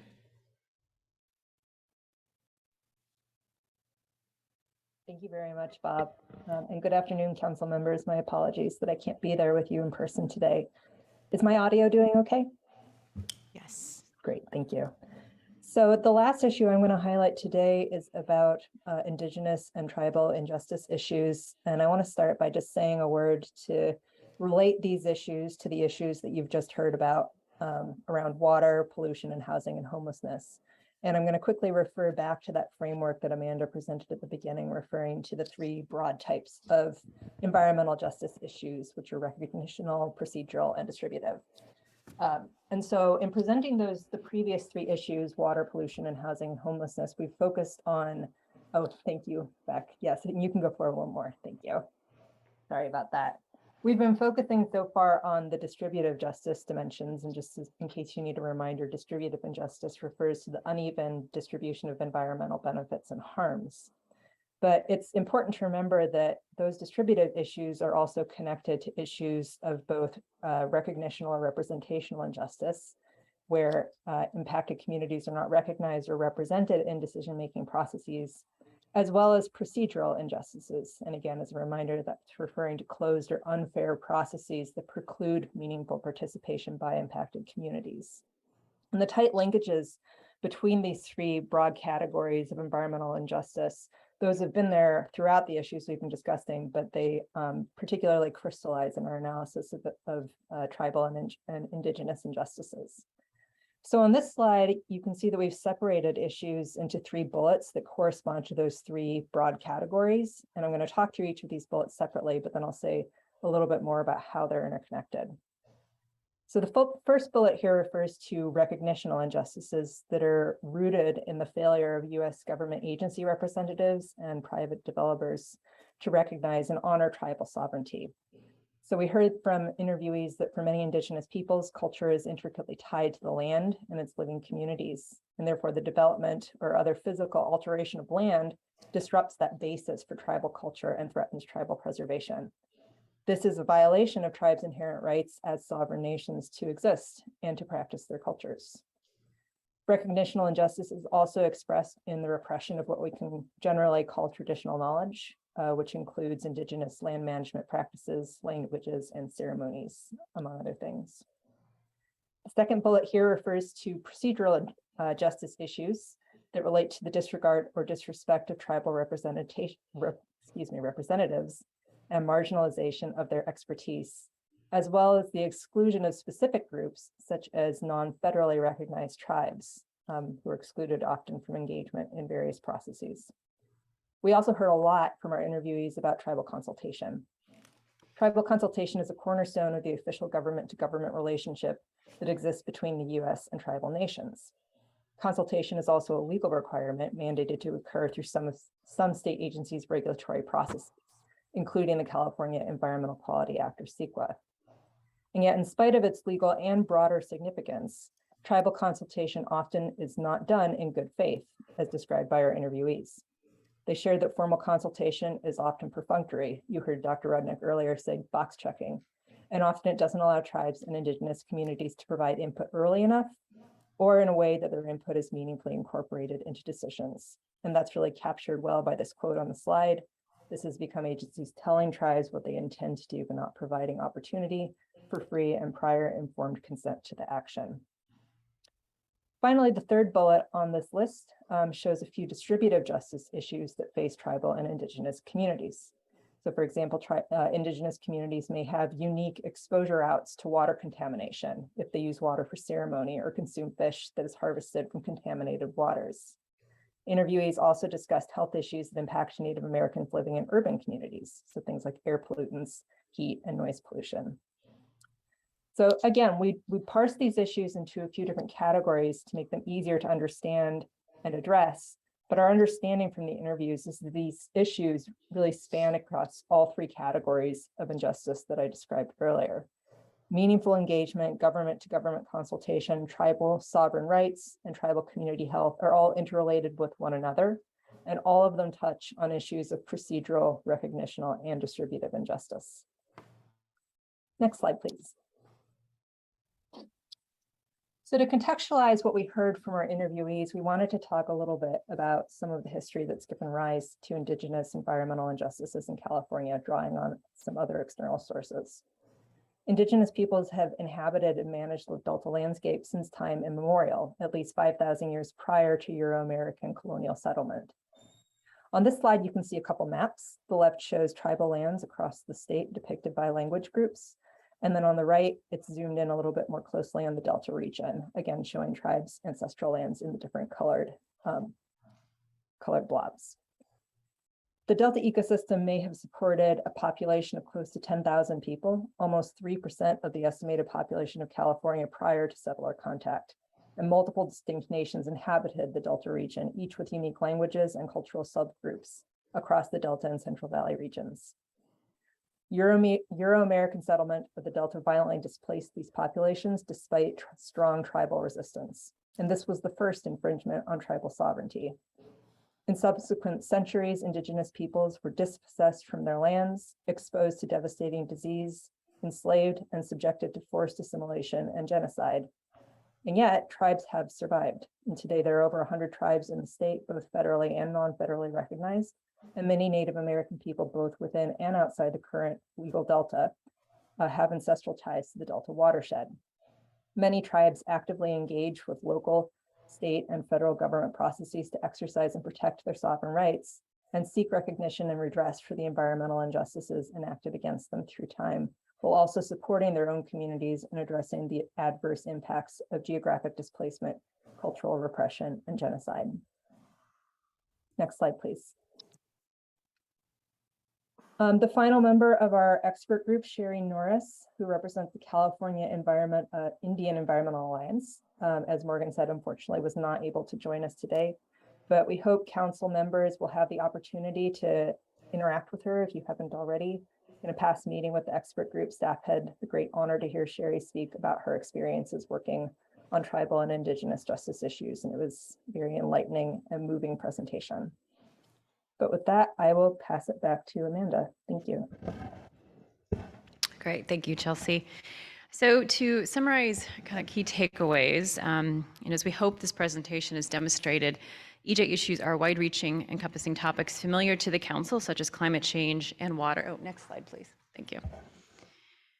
As well as areas traditionally outside of the council's scope, like homelessness, public health, air quality, and drinking water. EJ issues are also extremely interconnected, and recognizing this can help drive how solutions can be crafted. Finally, we have heard loudly that EJ organizations are happy to share their experiences and are pleased with the council's approach to listening to communities. And they also push, and we've heard this from several interviews, that this effort result in change, as is evidenced by the quote there on the screen. We need champions to push for change from within the system. Next slide, please. So next steps, with the completion of the interviews and the interview analysis, and that full report is in your binders, we'll be further sharing these results via a series of community workshops this fall, as I mentioned earlier. And then drawing on the interview data, EJ expert group responses, and community workshops, along with existing literature and available data, our next steps are to begin developing recommendations for the council on how to take action on environmental justice. We look forward to bringing potential recommendations to the council at a future meeting, as well as a draft issue paper later this year, early next year, for your review. Finally, I want to thank Chairman Dueño for her continued engagement in this process and the passion and support for this effort. Staff is very much looking forward to your ongoing participation and to engaging further with the entire council as we continue this process. And so this concludes our presentation, and we're all of us here are happy to answer any questions that you have. Great, thank you, Amanda. I'll turn it over to the council. Are there any comments or questions? Yes, Councilmember Zingali. Well, thank you, everyone who had anything to do with this. This was really a moving and important afternoon for the council. I'm particularly proud of the way several of you characterized the receptiveness of our staff and the engagement of our staff.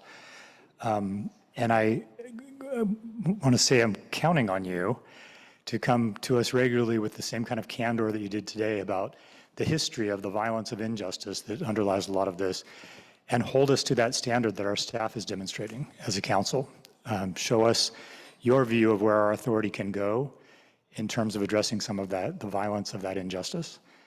So I trust you will all do that. I can see that that's your mission. So thank you again for your time today. Thank you, Councilmember Zingali. Yes, Councilmember Lee. I just wanted to thank our experts for coming in, and I also wanted to congratulate staff on this presentation. I know you had mentioned that you felt like there were some gaps possibly in your process so far, and I just want to encourage you not to focus on perfection over progress. You've made a lot of progress, and I can tell you, having an overview of what some other state departments are doing around diversity, equity, and inclusion, not just on the hiring side and internally like we have with our JEDI program, but actually looking at programs, which is a much more difficult task. You are way ahead, I think, of where a lot of folks are, and I'd like to encourage you to continue to document your process, because I think that there are ways that we can amplify what you're doing and help other departments along in their process. There were a lot of BCPs this year and a lot of funding that went to chief equity officers, and departments are going to be putting a lot of energy into this. And I think you guys are at the front edge of it, and I think we could really do some amplifying of your work. Thank you, Councilmember Lee. Yes, Councilmember Smith. I'd just like to thank the group that participated. I mean, what an incredible start, and so proud to hear the presentation today. And I just think we can't underestimate as a council our work going forward, particularly in our mandate to protect the Delta as place. And it is not a place without its people. And clearly there are numerous ways we are falling short with delivering for the people on critical environmental issues. And a number of them are deeply tied to fundamental human rights. Access to water, access to housing, access to breathable air. And so I think we really have potential here to provide something that is groundbreaking in this space and doing this work. So again, tremendous kudos to the staff, to all the partners who participated, and I, for one, am excited to follow along as you continue this task. Thank you, Councilmember Smith. Other comments? Yes, Councilmember Damrell. What is our response going to be here?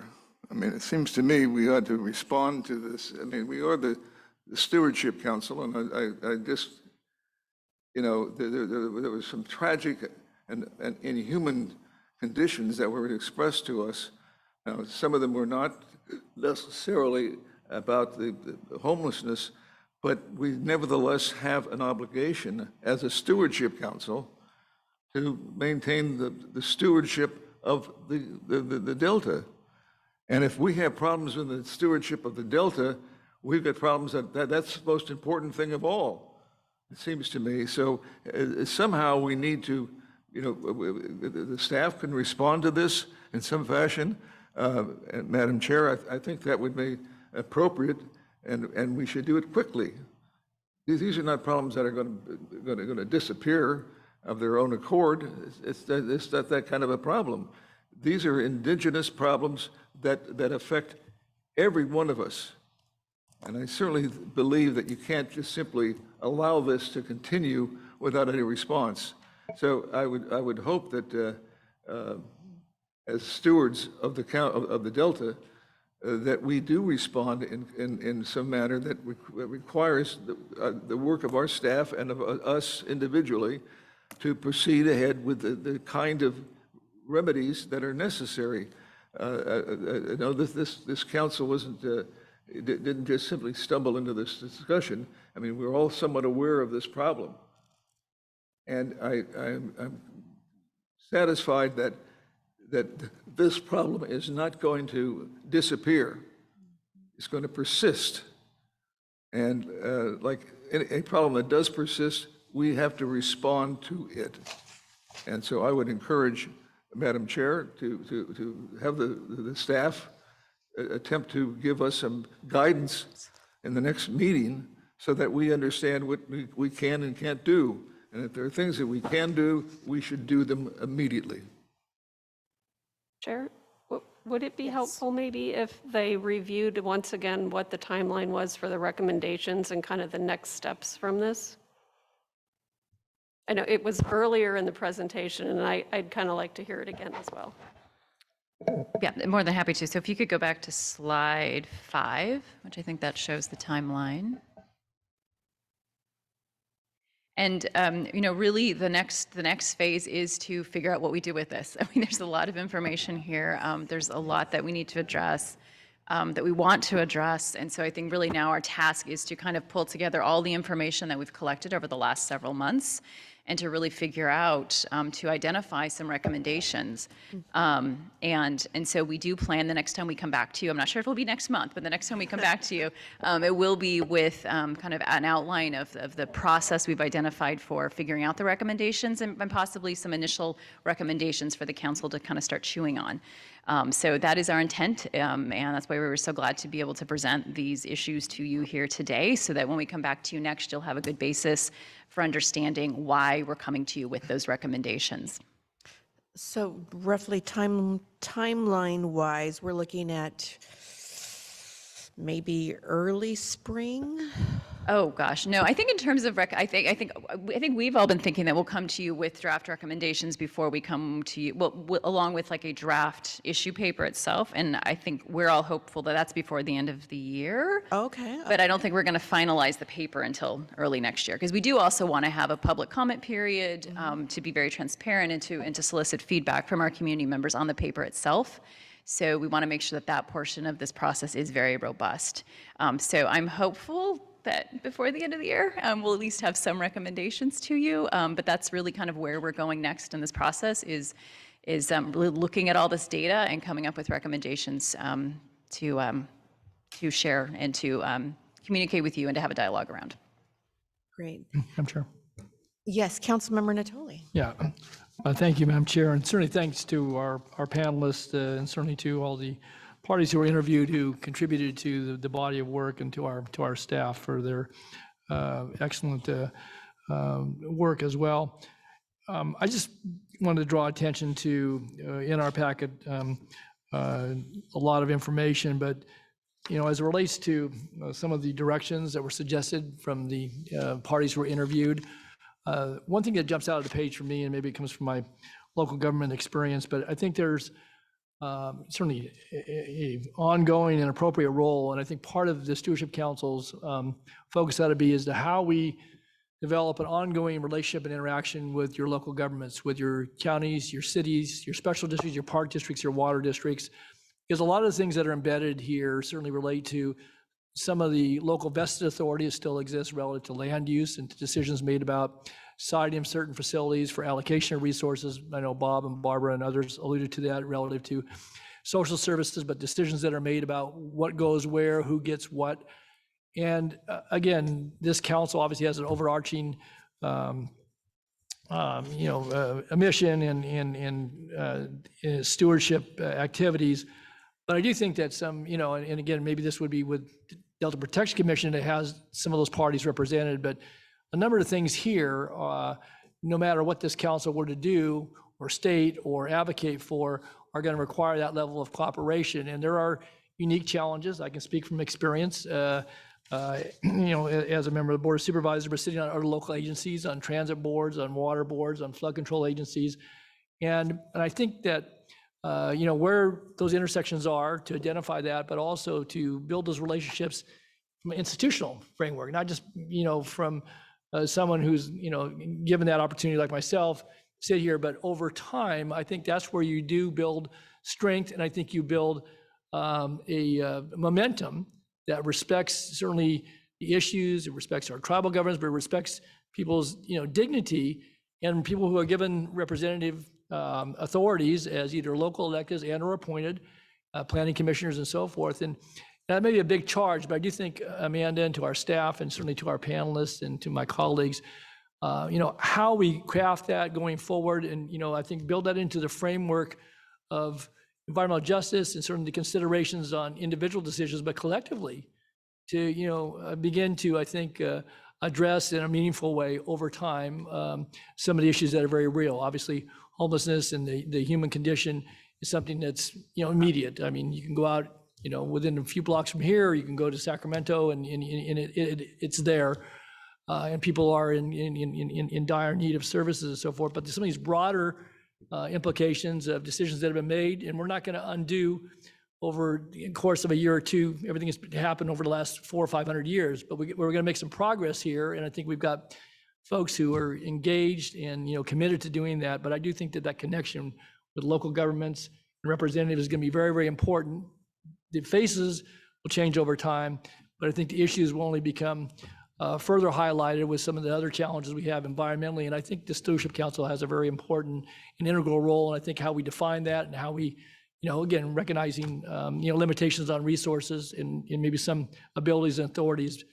I think there's some potential there. Again, I see it embedded in the comments from the interviewed parties, but also in the list of organizations that we reached out to, and there's probably others that would, further inform this. But it's a good body of work, and I think it's certainly a tremendous, start with some good momentum behind it. And I'm interested to see what happens over time. And I guess I would just offer that if I could serve as a bridge for some of those conversations with certainly folks that I work with on a daily basis that have the immediacy of the challenges that lie before us, but also I think are looking for some longer term resolutions to issues that are, again, certainly facing many, many communities, and certainly the Delta and its communities and the various parties that are part of that, the people. I think Christy said it very well. And so at any rate, I would just offer that as an observation. But again, good work, and thank you to our panelists for the time you've dedicated in the organizations that you represent.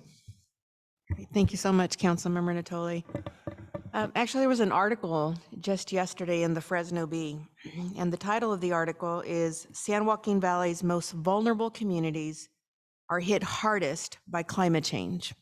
And it was obviously very timely given the nature of one of our items on the agenda today. First and foremost, I want to thank all of you for your hard work, for your diligence. And as I heard each and every one of you, and I thought the presentation was very well done. I liked how you, we had staff and then we had an expert, if you will, deliver testimony. And one thing that I wrote down here was, we're not just checking the box. It's not just about lip service. And it is, I'm not sure if it was you, Bob, or maybe it was Bob and Matt. It is about human dignity, if you will. And it's about Delta as place. And you're right, Judge. We have a responsibility being the stewards, right? We're supposed to be the stewards. And I'm not just talking about us here on the council, it's us as society, us as a community. And so this work is very, very important. I think that we are setting the tone. I think that we're setting the example.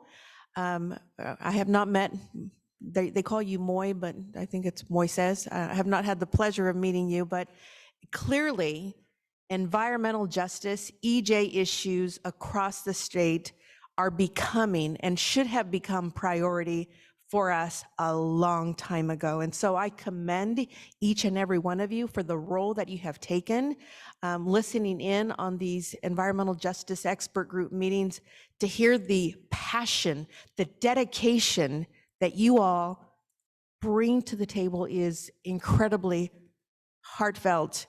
And I so appreciate and acknowledge, again, all of your roles. And so looking forward, I know that we've had some brief discussion, if you will, about growing, if you will, our efforts into a statewide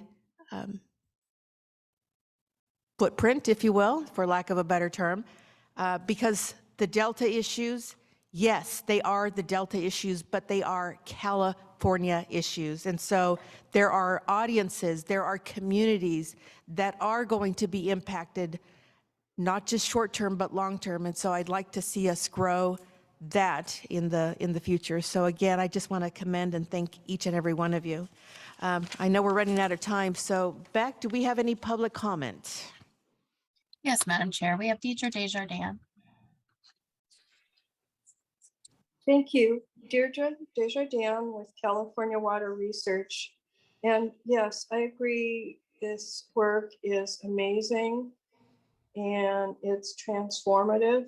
And I'm thrilled to see the support by the council staff and the council. Council member Damrell asked what the Stewardship Council could do now. And I wanted to read to you again the remarks I made to the council in October of 2021. Hisham Zuaddin, who's a psychiatrist at the University of Cambridge, wrote this wonderful synthesis of how power operates across hierarchies of race, gender, sexuality, ableness, and class.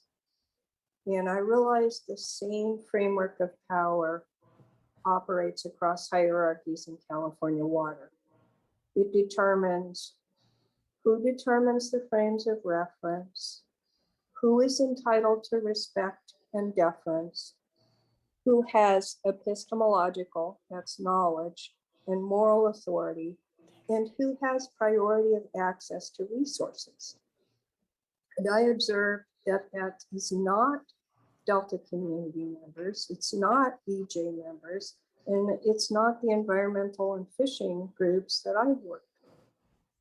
So I wanted to encourage you to think about not just having an environmental justice expert panel, but you have all of these planning committees and teams. And one example is the Delta Science Funding and Governance Initiative. There's no EJ representative. There's no NGO representative. The same thing with the Delta Salinity Management team. There's no NGO representative. There's no EJ representative. And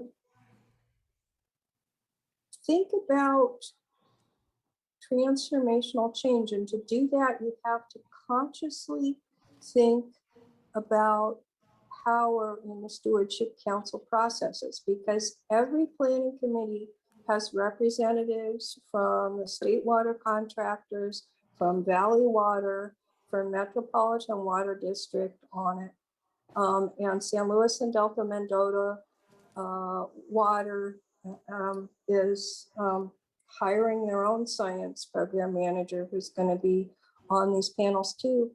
But you're not reaching out to those who are most effective, and they're the folks who are not in power. So I wanted to encourage you to really think about that and go beyond just having a panel in a letter. Thank you. Thank you, Deirdre. Beck, is there any additional public comment? No, Madam Chair, there's not. Great. We will now move on to the last item, which is preparation for our next council meeting. The next meeting is scheduled for September 22nd, 23rd, and we are currently pending location. Please refer to the posting meeting notice 10 days before the meeting for further information. I might say, though, I think everybody here on the council agrees, to the extent possible, we'd love to continue to have a presence in the Delta community for our monthly meetings.